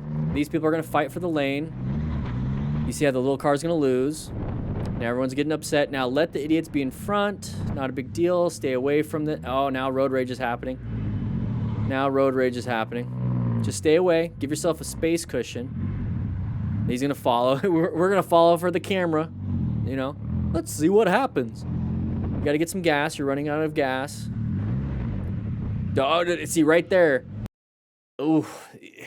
This is why I don't recommend following, because the person in the car turned right, juked him out. My big fear right here is this SUV doing a U-turn quickly without looking. Kind of thankfully, we're not behind them, and they reversed. Road rage is going to prevent them from thinking. And just do it. And this is why it's because of anger, right? This is why, as the safety checklist, the S in safety checklist, it's a pre-ride checklist, is state of mind. I don't want you guys getting on the bike, like you just get in a big argument with your girlfriend, your wife, your boyfriend, husband, whatever it is. Your boss yelled at you at work for something that you didn't even do, like whatever. Or you're just pissed off. I'm going to go for a ride. You're going to act on that ride in an angry fashion, and it's going to cause you to make judgment errors. Just think about it. You're talking to your boyfriend, wife, husband, boss, or whatever, and you're angry, and now everything comes with a filter of anger out of your mouth. So if you're thinking about it, everything here is going to come from a filter of anger when you're out riding. A lot of people, and I remember I made a video back in the day, a long time ago, it was a moto vlog, and it's like, riding is my therapy. I ride to chill. I ride to calm down. I ride, like, that's what people use motorcycling in a lot of ways. A lot of people use motorcycling in this way now that's my way to chill out and calm down. Okay, I understand that. That's like going for a walk, right? But the thing is, if you go for a walk, the worst thing that can happen is you trip. Right? Or maybe you walk into the street and you weren't looking both ways. Still look both ways. You get hit by a car. That kind of sucks. But if you're riding a motorcycle, you're going 40 miles per hour angry, not thinking about it. Just like if you're walking, not thinking about it, you trip. You're riding 40 miles an hour, you're not thinking about the ride. You're angry, thinking about those negative thoughts. You're not paying attention. You're not planning. But the thing is, 40 miles an hour versus walking like 2.5 miles an hour, a trip versus colliding into the side of a vehicle because you weren't paying attention. Big difference. Big difference. So this is why I tell you in the safety checklist for S, state of mind, is that if you do want to ride because you are angry, before you hop on the bike, do the safety checklist. It's going to help you calm down, state of mind, assume the risks, fitness for the ride. Have you been drinking, right? Double checking for anything else, any tires, all that stuff. Once you go through the process, it should calm you down a little bit. And then also do some box breathing. Breathe in for 4 seconds, hold for 4 seconds, exhale for 4 seconds, hold for 4 seconds, breathe in for 4 seconds. Do that 3 or 4 times, 5 times. And that's going to regulate your nervous system. And you can still have angry thoughts, but your body's not carrying that. So if you think about thoughts in your brain, it's part of the nervous system. It's translated into your body. So you feel that, right? You feel it in your chest. You feel it in your arms. You're like, oh, I want to freaking hit something. Like, you get tense, right? Imagine being tense and trying to turn and trying to figure things out. At least get it out of your body before you head out. And if you do want to head out, just go for a ride in the neighborhood and tell yourself only 25 miles an hour. And I'm just going to just do a few things. I prefer if you just walked. I don't know. That's right there. I would be worried he did a U-turn and hit him. This biker made a decision to switch his lane too quickly and too confidently. He just turned on his He brights. ultimately faced to get control of his bike. I don't like when people touch my bike. Oh. So part of swerving. So we swerve to switch lanes. Part of that is that you have to swerve the other way to maintain a straight line. Imagine just swerving. Okay? You just, right? You're just, I'm swerving. And you just maintain it, right? So now if you swerve, you have to swerve right to go straight. Instead of just doing this. So that when this happens, he just kept swerving left. The road itself is turning right, so you got to turn right.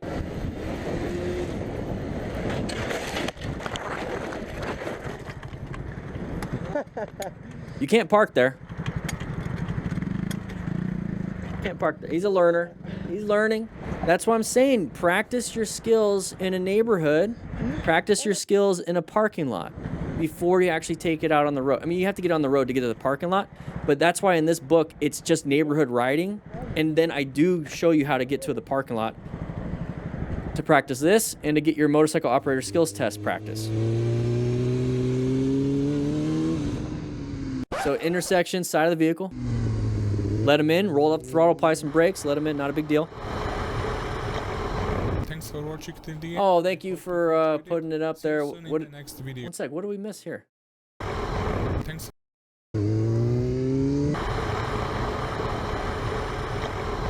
Oh. Random bird, side of the bird. Thank you so much, Motostars, for putting this up there. Thank you guys for being here on the live stream that we do every week. Grab a slice of pizza, check out the book, check out the links in the description. There also is, if you're still here, 5 free U-turns. I forgot to mention that. There's a drill pack for 5 free U-turns in the description. All right, guys, I'll see you on the next live stream.